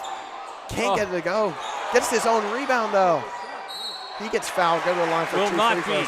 Yes, he will not be denied. I'll tell you what, he worked really hard for that, too. Good for him.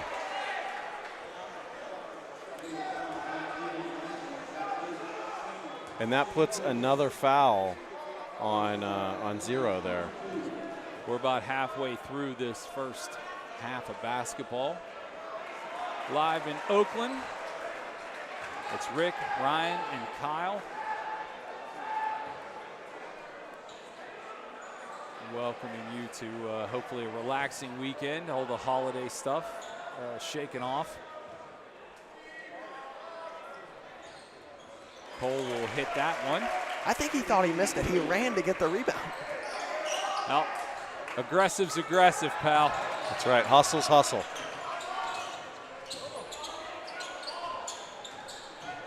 Swing it around. Seneca looks like slowing down tempo again, playing into their game, as we keep saying. Yeah, there you go. I mean, I think at this point it's a little obvious as Lysak goes up for another 2 points, and he has 10.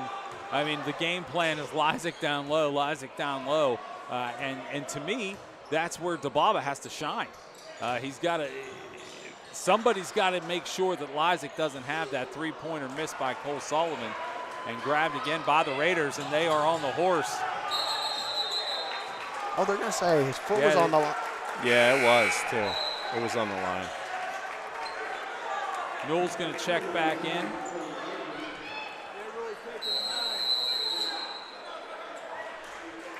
It's going to be a timeout, Seneca. Let's see, are they... 30-second timeout.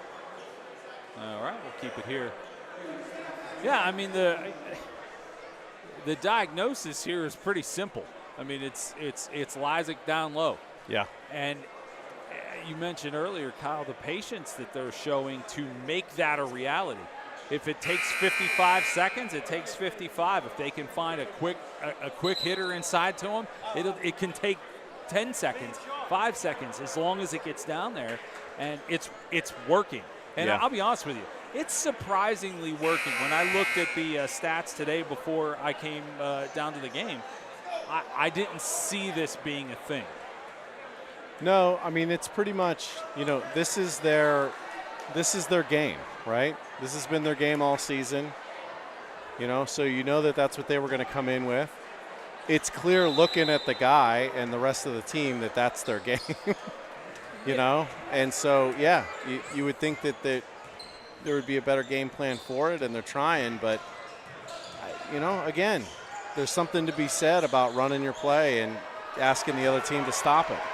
Dante, for all the hotness in the first end of the first and early in the second, has gone cold misses there. Raiders back up court with it, setting up shop. Try to go to Lysick again, maybe made one too many passes. And did you see there's a little heat between them? Randy doing Randy things, taking three-pointers, and he is going to miss, and I think there's a foul call on the other end. Yeah. Yeah, Pat Newell kind of ran over a guy. Oh, okay. Yeah. Oh, they're saying that.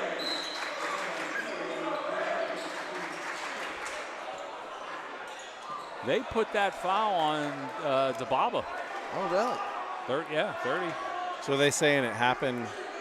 Dababa's, that's interesting. Yeah, that is interesting. Assuming Dababa was nowhere near the spot of the foul. Down low, makes a man go flying by, misses the. Yeah, I was going to say, if you're the Raiders, you can't miss that. Connor Oros. Peyton on the way up, trying to go down to DePanty. That was Newell. Miss off the fingertips of Dante and goes out of bounds. So not a lot of structure here. I think structure might be the best way to describe the way the Vikes are playing at the moment. Just not a lot of structure.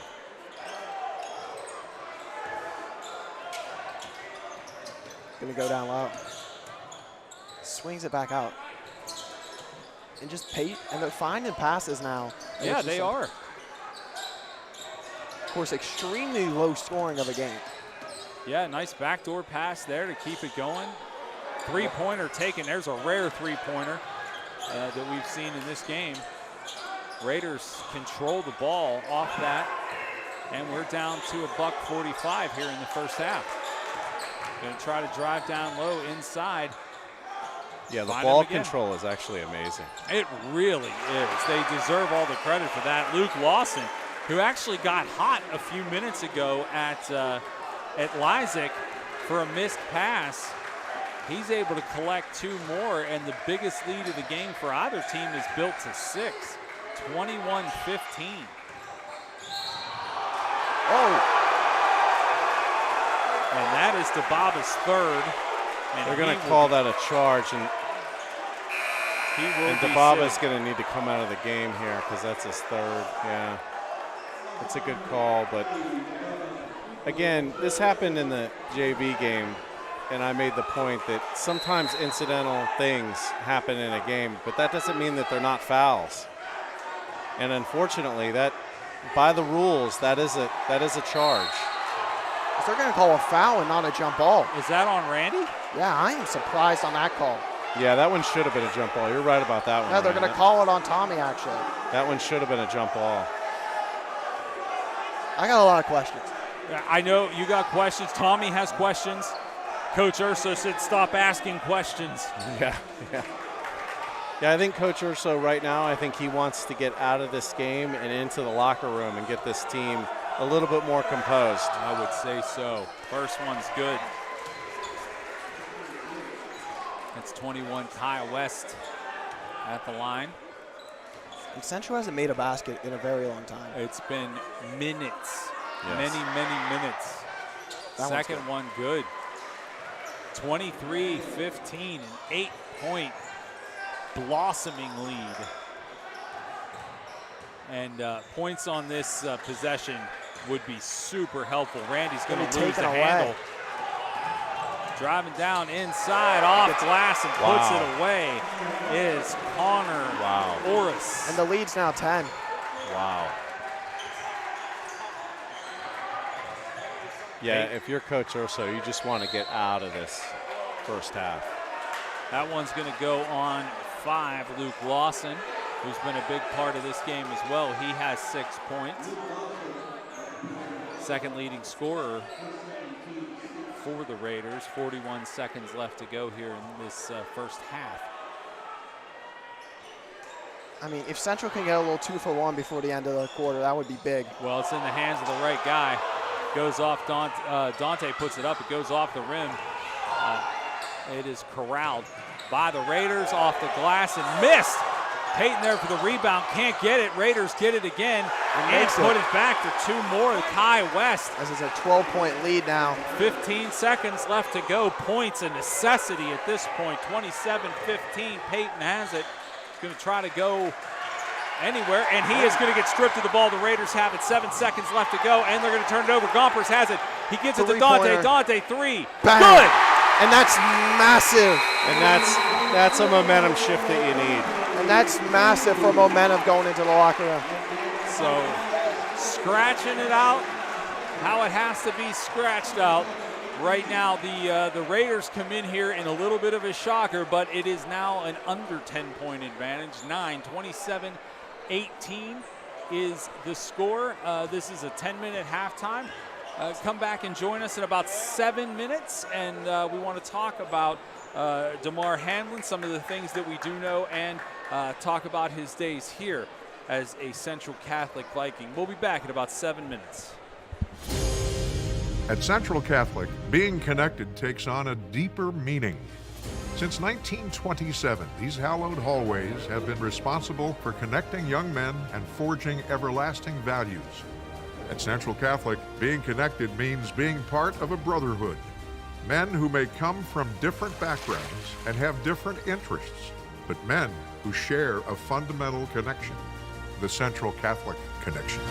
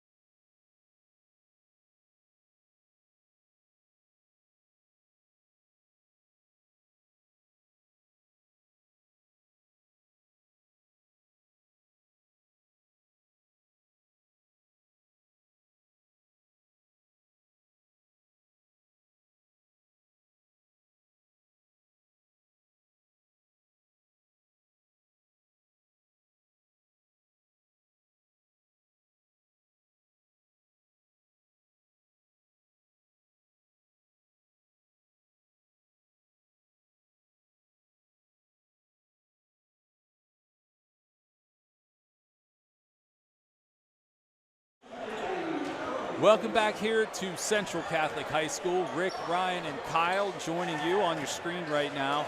You are going to see images of DeMar Hamlin. We want to tell a few stories about that. I just checked the latest news. Still wonderful news considering where we were Monday night. DeMar Hamlin is communicating with his family. He has communicated with his teammates, some individually, but joined the team meeting today. He's able to hold the hands of his family and friends that are surrounding him. And I got to be honest with you guys, you know, I don't know that I've ever been sick watching a football game as I was in that moment, and it had nothing to do with his connection to this school, his connection to where I went to college. It had everything to do with just being human. And I will say this, of the horrific thing that we saw, incident on Monday night, it actually brought out the best in mankind. If you check social media, you saw, I mean, tributes from everybody. People that probably weren't even watching the football game, people that probably have never set foot into a Central football game or a Pitt football game, people that had no idea who this guy was. It actually has been, as sad as it is on one side, a heartwarming story on the other, and this is something I wanted to share before we get to it. You may have heard of DeMar Hamlin, the football player, but did you also know DeMar Hamlin was the water boy? While he was at Central Catholic, he was injured, and he wanted to remain obviously close to his team and do whatever he could to help out his team. I don't know if we have specifically that tweet, but what we do know is DeMar Hamlin picked up all the water bottles, and during timeouts on the field, he would take the bottles out to his teammates. He's a guy that you can easily root for. The Chasing M's Foundation is now over, it was $6 million last time I looked this morning. And he's getting better, guys. Yeah. He's getting better. His biggest thing right now is, and I can tell you from somebody that recently had a heart attack, is you know, he needs to get back to just doing regular life things. And that's not regular life as a football player. Just regular life things as far as getting out of bed, going for a walk, like those kind of things, which we take for granted every day, but they're hard after you have a heart attack like that. They're very hard. It really is an amazing story, and thank you so much to the people working so hard to bring him back, from the people on the field to the people at the University of Cincinnati Medical Center and University, because amazing work. Miracle. Yeah. Absolute miracle what we saw.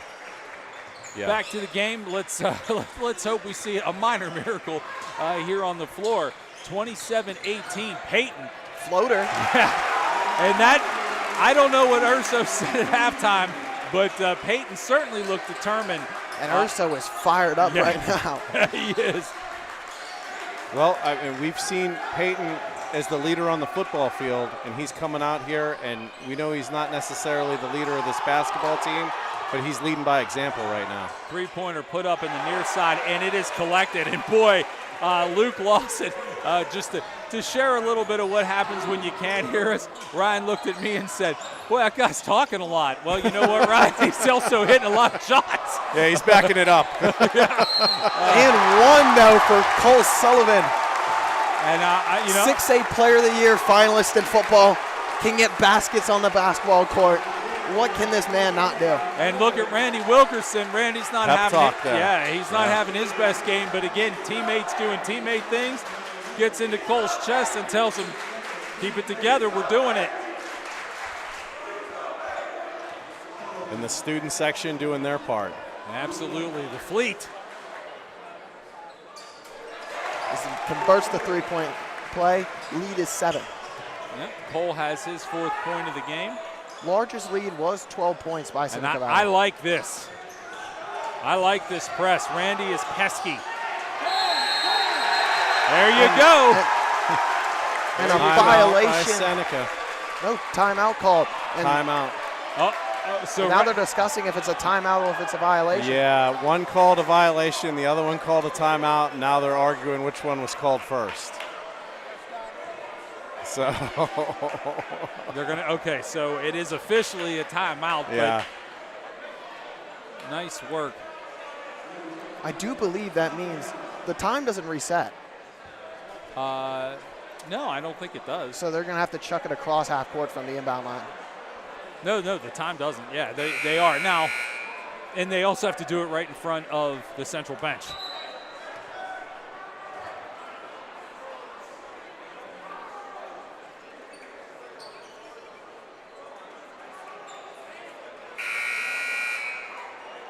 As Coach Urso looks like he's talking directly to Cole Sullivan in that timeout. Yeah, he was. Well, this should be easy.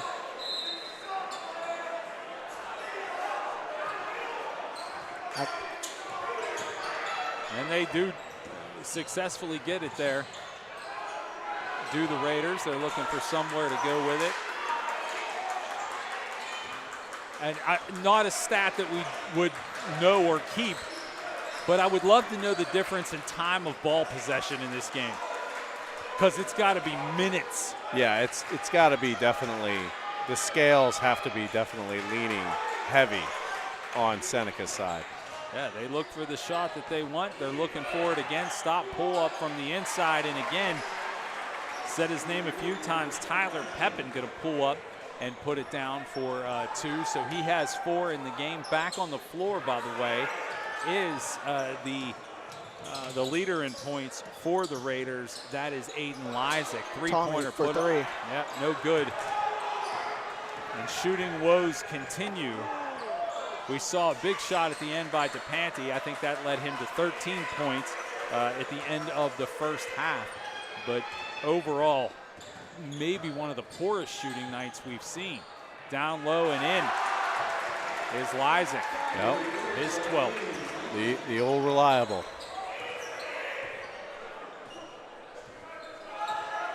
Is now Dante. Kicks it out to paint. Back over to Dante. Drive it in. Look, gets it to go, and what a play there by DePanty.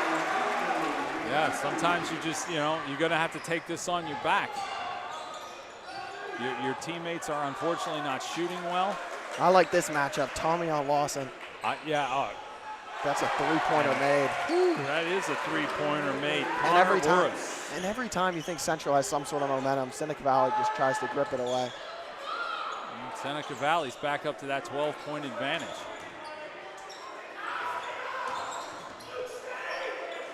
Tommy looking for Dante in front of the student section, all clad in their red and blue.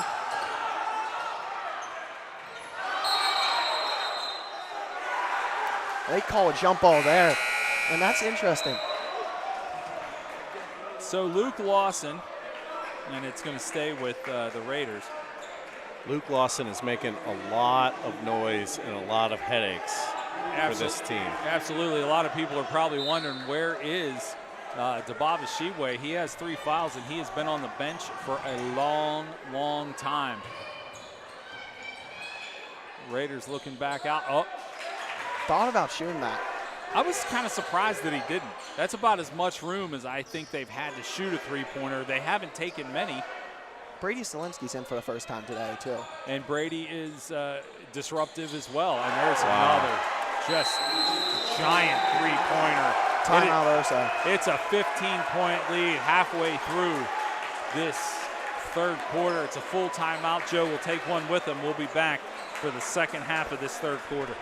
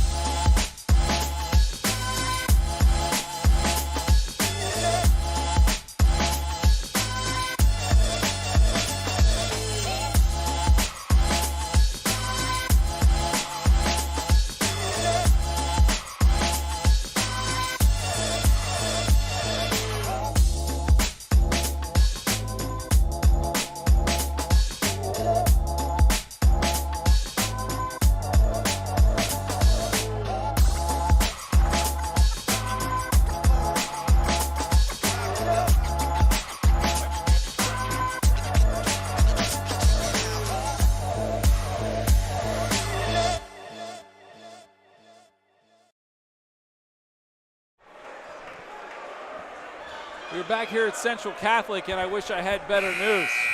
40-25. It's certainly one of the lowest scoring games since we've started to do Central Catholic Viking broadcast.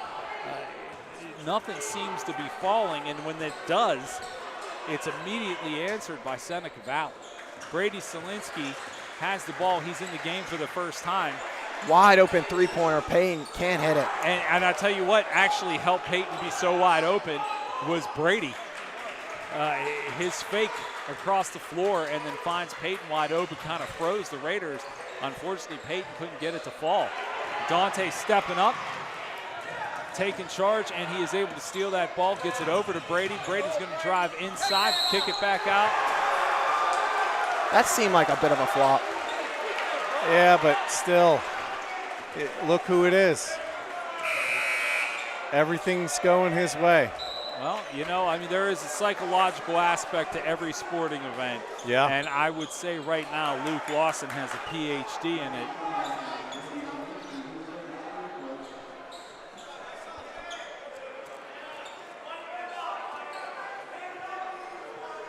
I mean, sometimes when you're feeling it, you're feeling it. And, yeah. And he certainly is. And there's no answer right now.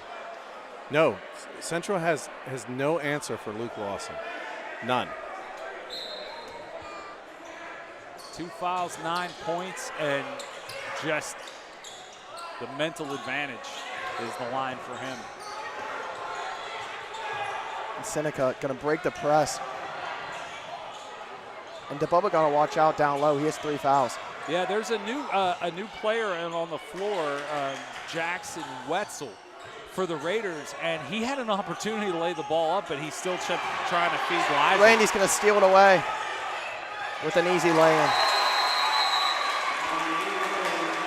Timeout Seneca on that one.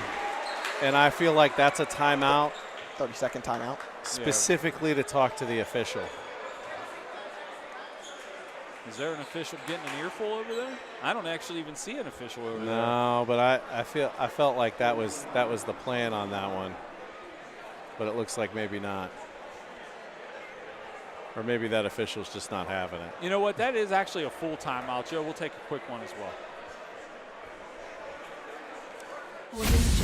Ace, a skilled sharpshooter in their respective tradecraft.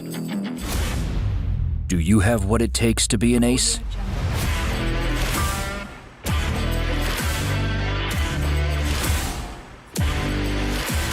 Located in Homestead, Pennsylvania at the Bank on 8th, Ace Axe Throwing is the place where you and your friends can throw axes, drink, have fun, and compete to become an ace.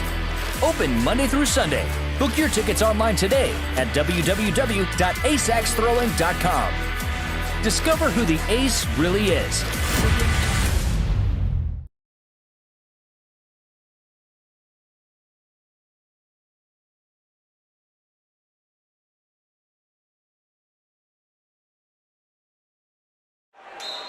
Back here with 3 minutes left to go in the third. The clock's not running. You might want to, there you go. Oh, and a great steal by Dante. Three-pointer, Randy gets fouled. He'll go to the line. 3 free throws. Well, that is how they're going to climb back into this one. If the guys who know what to do and how to do it get that opportunity. Randy fouled on it. Randy only has 2 points on the day. Now an opportunity here to boost that up to 5, and that would really help. First one's good.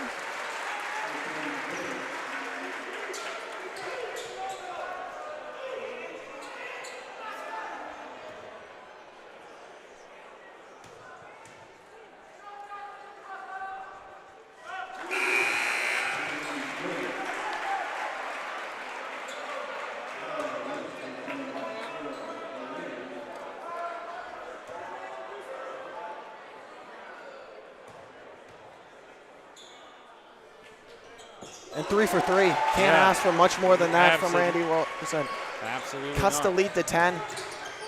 Still tons and times left. And we've seen this Central team just catch fire at times, and they need that now.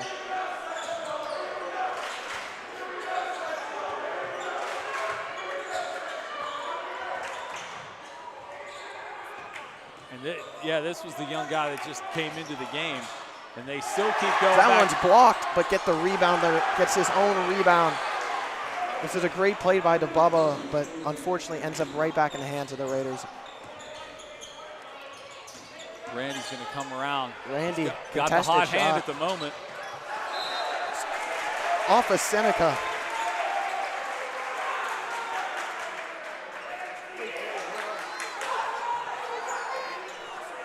.216 on the clock here, trying to get it in. Gompers has it. Got to go somewhere with it. Finds it to Randy. Randy. Over to DeBubba. Wilkerson. Mid-range. Mid-range. Gets it to go. Yeah. Cuts it down to 10 again. So 5 quick points for Randy here in the last minute. And it certainly has helped knock that lead down to 10. At one point a few minutes ago was 15. Luke Lawson with it.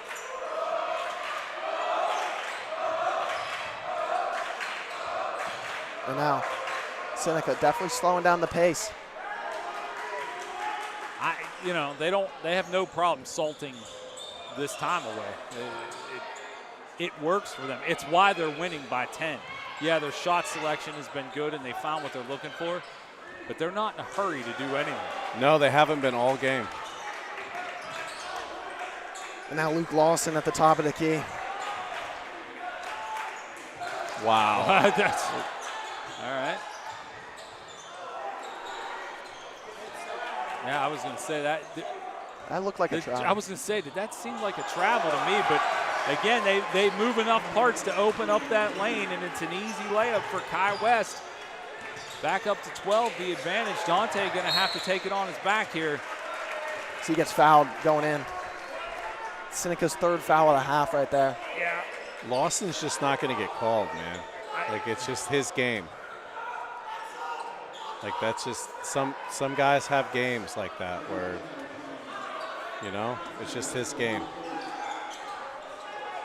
Peyton with it, 45 seconds left to go, third quarter. Randy, three-pointer. Three-pointer. Can't hit it. Grabbed there by Lysick and pulled back down. 35. Peyton staying close to him. He is able to get across the line in the last 30.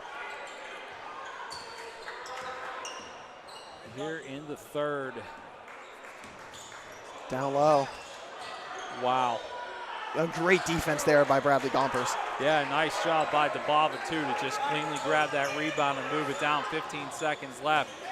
Boy, 3 points would really help. Wayner has it. He's going to go across. Gompers, His foot was on the three-pointers. line, missed it.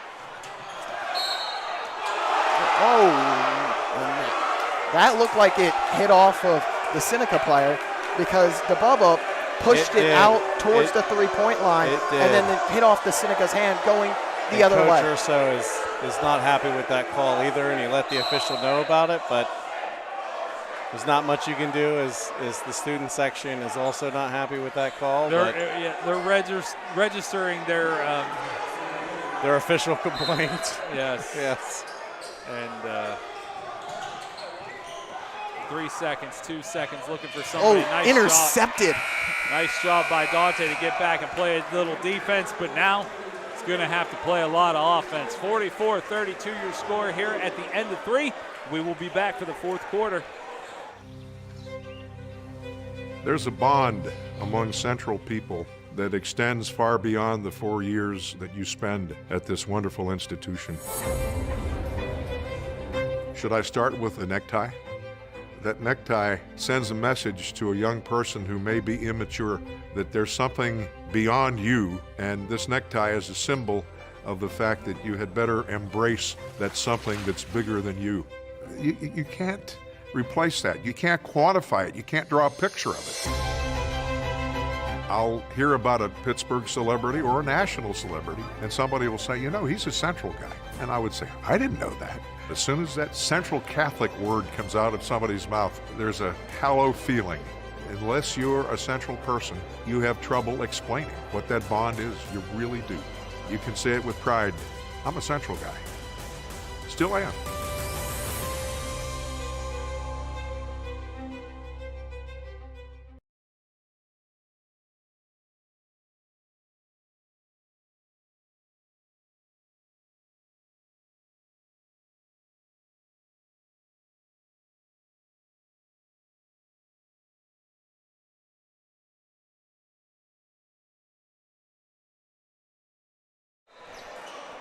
Welcome, welcome back, 44-32. I lost my rosters because they were right in front of my face. That's what happens when you get over 40. Yeah, it's that night for the Vikes, and it's that night for me, apparently. Vikes still have a chance, though, to pull it together. 12 is a heap, but not impossible. Tommy Christian in the game now, going to give it over to Dante. Dante's fade away. Yeah, can't hit it. DeBaba's able to scoop. Almost throws it away. Nice job. Great save there by Dante. Yeah, happened right in front of us in the corner. His footwork was unbelievable. Tommy has it. Tommy up for three. No good. DeBaba is going to tip it out. The officiating, whether it's good, bad, or indifferent, is not my call. But it's definitely a theme of this game. Yes. For the sake of, I feel like Coach Urso and some of the players have had to address a lot of calls, and that is not going to help him here in the fourth quarter, down by 12. Nice play to keep it in possession by number 21 at the other end, Kai West. No, I think you're right about that, Rick. It's definitely something where, you know, they're not gonna help. I can tell you that. Yeah. Randy looks like he landed on his foot wrong there. As it's a basket there for Seneca.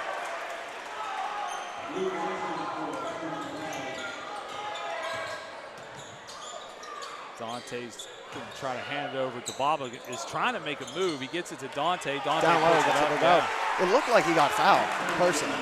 That's what I mean. Like, you know, if that's a 50-50 call, they're going with the 50 that's not. and you know, again, I don't know if they're good calls or bad calls. I'm not a basketball official, but I do know that I know what I can see there. And with something like that, they're just not getting that call. Yeah. Yeah, unfortunately, they're not. At least not tonight. Oh, and what great defense there. But they unfortunately still have the ball. Three Crusaders, my goodness. Three Vikings go in and save that ball from going up. But they're able to grab that rebound every time. That's what I mean. You can't build any momentum because right back at it are the Raiders. Well, that's been a problem for the Vikings varsity squad, is offensive rebounding, or just rebounding in general. Like offensive on their end and then defensive rebounding on the other end. Rebounding has been a real issue for them. There's now Seneca trying to, again, extend the lead.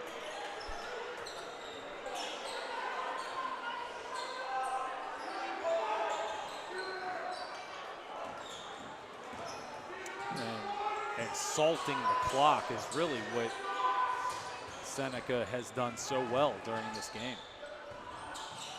Yeah, you can't really accuse them of doing it late here because they've just been doing it all game. You're right, just consistently. Yeah, that was an amazing dribble around Tommy Christian, and they still have possession. Yeah, you won't see that happen to Tommy again all season, but again, when everything's working for you, it's working for you. DeBaba, I do believe, blocked that shot. That was a minute-long possession. Yeah, it sure was. Three-pointer. They need that. Can't hit it. DeBaba, great board.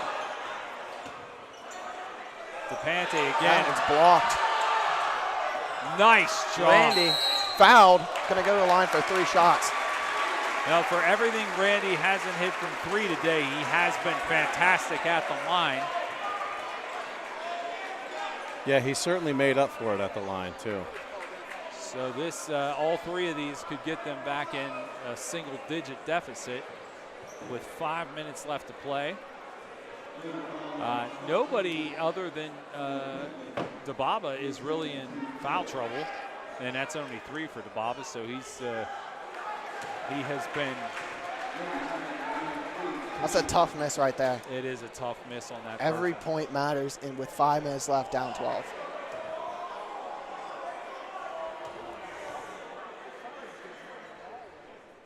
Second one's good.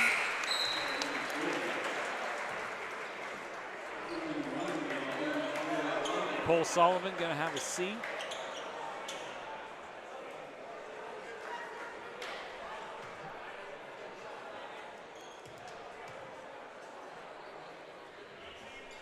Second one's good. So pulled it within 10 with 5 minutes left. And I would think you just have to press and press and press and create opportunities for yourself to get extra possessions. And allowing a fast break like that isn't going to help, but luckily they slow it down. Tommy's going to reach in there by Tommy. Yeah, he'll get picked up for the foul on that one. I'm not, if there's such thing as a good foul, that might be a good foul. He got blown by. Just reach in there.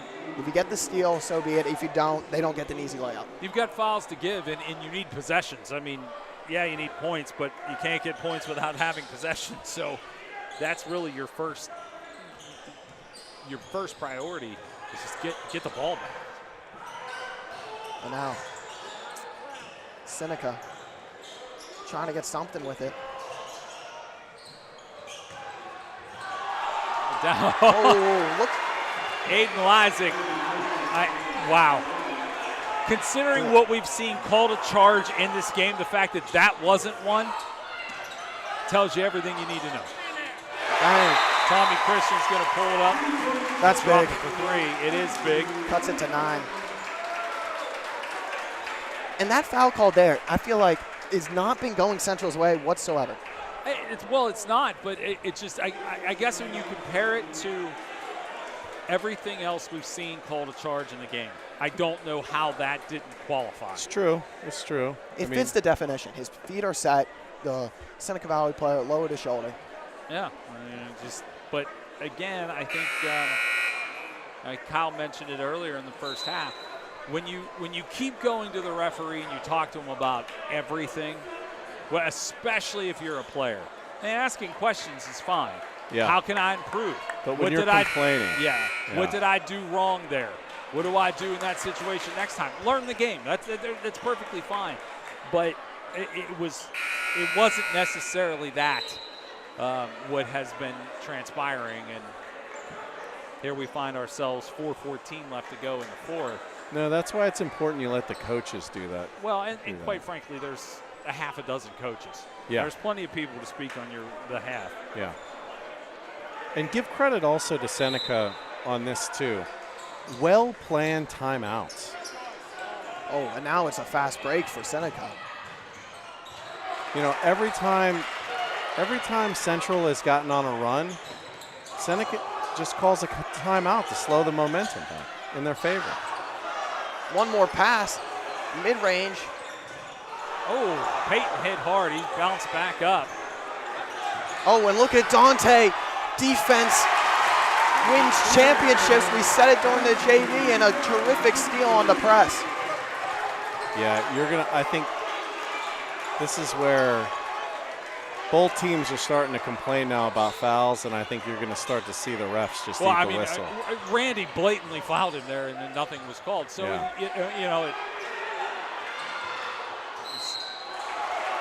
they will call a foul on Randy there. Yeah. Well, with the 7-point lead, 3:26 remaining here.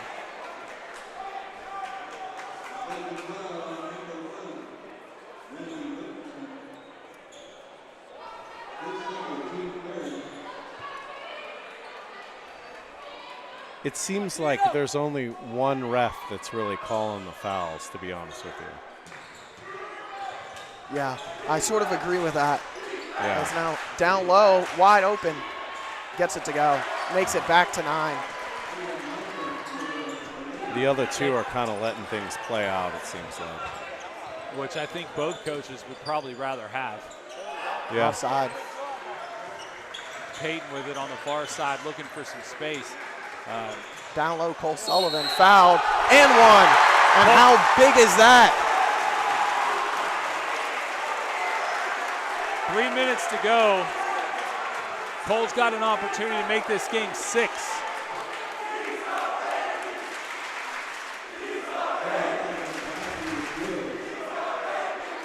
What are they saying? And chanting, he's a baby. Oh, okay, just checking. Ryan, your comedic timing is just impeccable, man.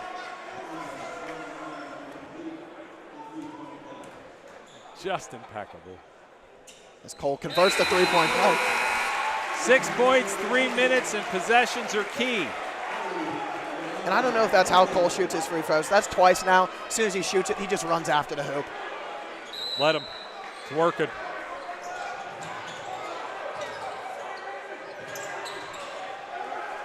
Oh, in a wide open lane.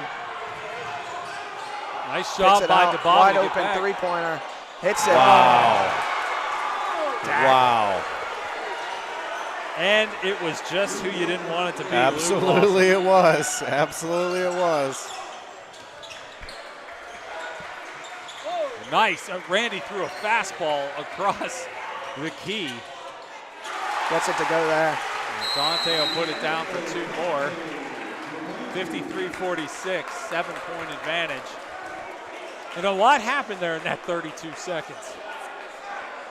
There was a lot of stuff. Where the consistency was in making shots earlier, I don't know. It's a full timeout. We'll take 1-2. We'll be right back.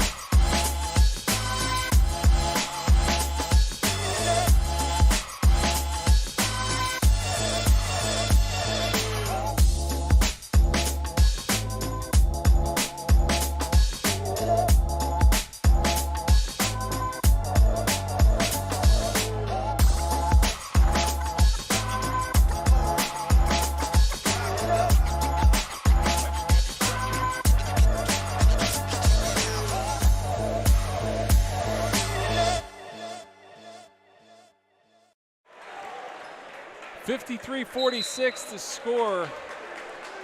Ryan, what do you think brings this back? Because it's not impossible. 3-pointers and Randy Wilkerson. I'm saying that's the answer.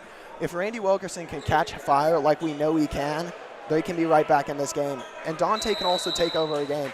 But sure. Randy has sort of been flying under the radar, but I have a feeling if he can catch fire, we could win this game.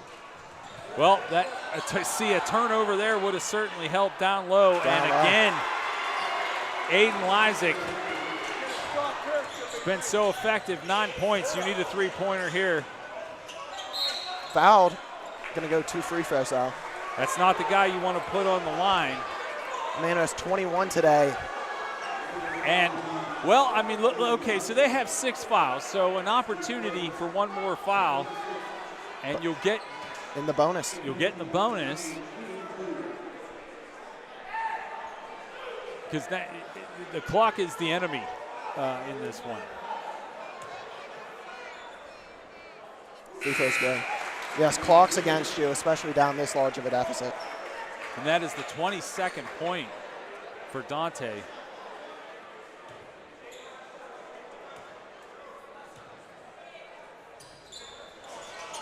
Oh, and that's a hard free throw to miss there. It is, and I don't think anybody anticipated he could possibly miss because nobody went for the rebound. Under 2. Raiders have it, looking for more. They've got guys wide open. They find one of those guys, and back to Lawson on the far side. He is being accosted. Peyton goes for the steal, can't get there. Down low again to Lysick. Yeah, these 20 now for him. Lysick has 20. Yeah, I feel like these officials want to go home, Rick. They're not going to call anything. Orris has 12, I agree. Luke Lawson has 14. There was a lot of aggressiveness out there. It's a full timeout. We'll be right back.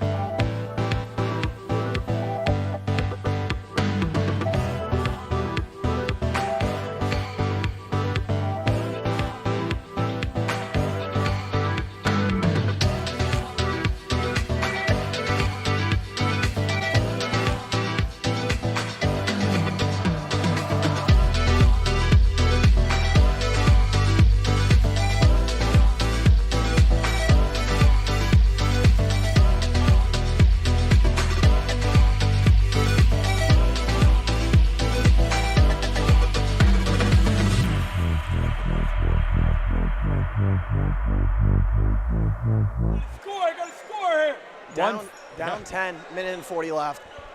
Almost near impossible to come back, I'm going to say, from this point, unless you just somehow catch fire from 3. No shot clock. That'll obviously hurt you here. But only 3-pointers, you have to say, from here on out. You would think. So that one's going to be taken away, and that does not help the cause. Losing a possession with 90 seconds left is not the way you're going to catch up by 10.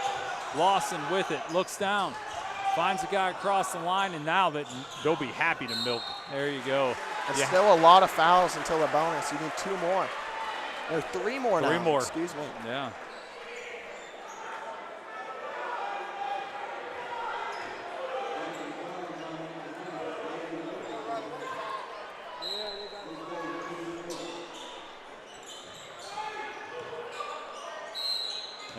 Just immediately Dante has to foul.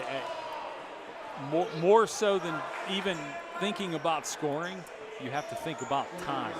Yeah. Time has to come first. Well, if you're going to foul, you want to foul in front of that official. Oh, he loves it. Because the other 2 haven't been calling much. The other 2, I don't know if they have whistles. Did they bring their whistles? Yeah, seriously. So that's the guy you want to do it in front Loves of. fouls and long walks on the beach. And the Bubba gets a foul there. I probably shouldn't have said that. Like, he's. Oh, my. I think the other 2 officials are probably telling him, like, hey, we could be out of here. So. I hear Minio's is the spot. Probably just trying to get there. Right. There's a miss. DeBaba has that rebound, and we're at 65 seconds left on the clock. I would say fire away. Peyton's going to go in and miss. And again, a couple more seconds tick off that you really can't afford to lose. And I think if slim and none were your chances, Slim left town. Yeah, not even Reggie Miller is going to be able to come in and save this. Don't you say it. And finally at the line. The Vikes just haven't played like the Vikes all day. Yeah, I mean, if you can talk about the officiating all you want. They couldn't make a shot. I don't know if Coach Urso will come up or not. He may have mixed feelings about talking about this one. I wouldn't blame him if he did. But, we're just going to have to ask him. This is not Viking basketball. And definitely not how the preseason predictions thought they were going to feel, how they thought they were going to feel. Dante's going to hit that three-pointer, get it back within 7. And are they averaging 62.5 a game, something like that? Yeah, they average 65. They allow 62. See, and Seneca playing into their game, they only average 57 a game, so right on average for Seneca. Yeah, well, it's a 60-second timeout, but we can just stay here, Joe. It's fine. Yeah, I mean, think about that. That's right now with under a minute left to go. You're minus 15 in your average. Seneca played their game. Plain and simple. Yeah. They played physical. They played slow. I think the key to how they played was slow. They didn't rush down the court. They played into their tempo, and it sort of seemed like Central couldn't find a tempo. Sometimes they wanted to go. Sometimes they're like, wait, let's take 30 seconds on this possession. And I think that inconsistency sometimes throws the team off, and you can't really find a rhythm. Yeah, I agree.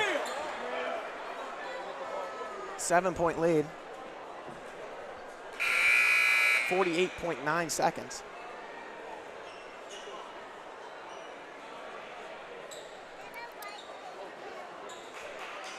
Cole Sullivan back on the floor. And there's some conversation between he and Lawson. And Dante's going to have to foul there. That's Dante's third. No, his fourth now, actually. And they lost 13 seconds on the clock. Again, that's more of the problem is the clock. still 1-1 here until the next foul, though. Yeah, you can't worry about what shot you're going to get if you don't have any time to take it. Makes it.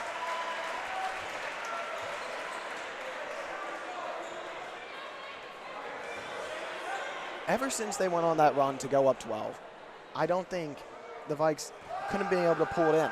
What was the closest they got it to? 7 points? And to be able to gain momentum, it's hard, and it's even harder to keep momentum. And that's what Seneca's done today. They've just kept all the momentum on their side. Well, in hockey, they refer to it as a trap. You know, it lulls you to sleep. And I don't know if that's part of the formula of what Seneca anticipated doing. And he fouled out. Lysak fouled out. And when you give all 5 and you score 20, I guess that's probably a hearty day. Yeah. Yeah. He's definitely been their dominant force. That was good. Dante put that first one in. 7 again, the lead.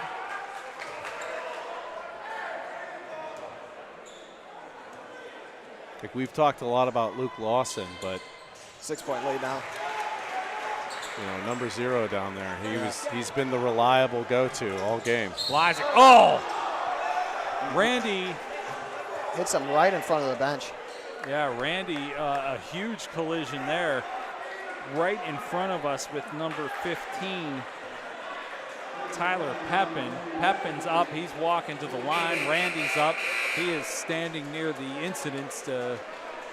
He's been doing this every free throw. He's sort of been cherry picking, hoping a Hail Mary pass comes in. They don't see him back there, but now they do see him. Yeah, I was gonna say now they do.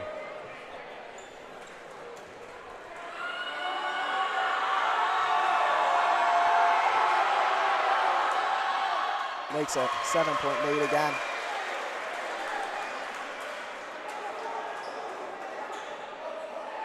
I'd love to see Seneca's shooting percentage as well. I mean, they've been really good at when they do get shots, they make them.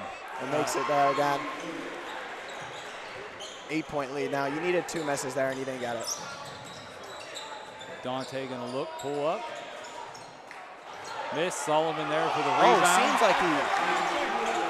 Seems like on both of those shots they got fouled. Nobody's doing anything, and that was definitely by design. Tommy comes in hard and absolutely hits that kid right in the face.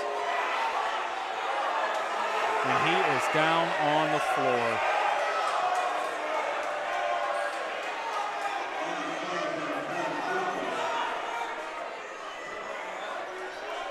I didn't catch the number. 15, the same guy who got hit earlier. Oh, man. Tyler Pepin, he's going to need the ice on the way back to Butler County.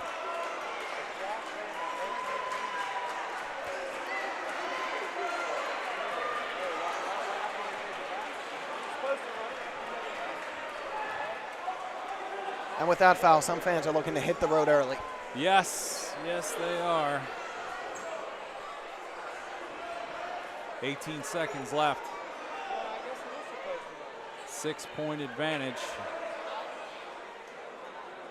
Pepin would have to miss both of these, and then a lot of things would have to happen. Makes the first.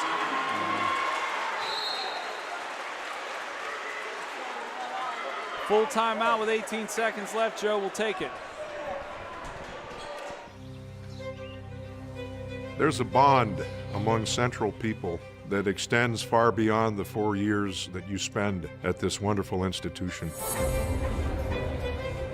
Should I start with a necktie? That necktie sends a message to a young person who may be immature that there's something beyond you, and this necktie is a symbol of the fact that you had better embrace that something that's bigger than you. You can't replace that. You can't quantify it. You can't draw a picture of it. I'll hear about a Pittsburgh celebrity or a national celebrity, and somebody will say, you know, he's a Central guy. And I would say, I didn't know that. As soon as that Central Catholic word comes out of somebody's mouth, there's a hollow feeling. Unless you're a Central person, you have trouble explaining what that bond is. You really do. You can say it with pride. I'm a Central guy. Still am. There's 18 seconds left. and it is not looking good. 7 points the difference. And another free throw opportunity for Pepin at the line. That one's also good. Rattles in. Dante has it. 15 seconds left, looking for somebody. Gets it to Wayner. Wayner's going to take that three. He's No good. Yeah, it's going to rim out. 8 seconds left. They foul again. Cole will take the foul. And I will say this, and it's really the first time I've paid more than a glimpse of attention to the Seneca Valley bench. They are going to use this win for a lot of motivation. They came into this, they came into our house 3-6, and their coach is firing up the team. Also, did they run with 6 players, maybe 7 at best? Yeah, not a lot of depth on this team. Well, you wouldn't think, because they just didn't use more than, I don't know that they used more than 6. Well, they used the 7th one when 0 fouled out. Yeah. 6 seconds left. Dante with it. Three-pointer, no good. Sullivan there for the rebound, and it doesn't matter. Seneca Valley comes in here to Chuck Crummy court and makes it theirs. Difficult loss for the Vikes. A combination of a lot of things contributing to that loss. From Vikes being taken out of their style basketball, that's the first. If you want to beat this team, you got to watch this film, because they did a terrific job of taking them out of Vikings basketball. It was a clinic. It was a clinic. You kept them 11 points under their season average. You kept a guy who's getting D1 offers, a couple guys that are getting D1 offers to, Dante, in all fairness, had 27 points. So, he did have plenty of points. But they didn't win. And honestly, it hadn't felt close in a while. And that is a very difficult pill to swallow, I'm sure. Let's, Kyle, we'll wait and see if we catch Coach Urso. Doesn't look like it. Walked it off? All right. Well, then we will do the same. Certainly, again, enjoy your weekend. For Ryan and Kyle, we're thinking about DeMar Hamlin here at Central Catholic as a graduate of the University of Pittsburgh and a Buffalo Bill. So this weekend, keep him in your thoughts, and continued well wishes. And he's continuing to get well. It's a beautiful thing. So for all the sadness of tonight's loss, know that there are bigger and more important things in life. For the entire broadcast crew, I'm Rick. We wish you the best of the weekend. Good evening, everyone.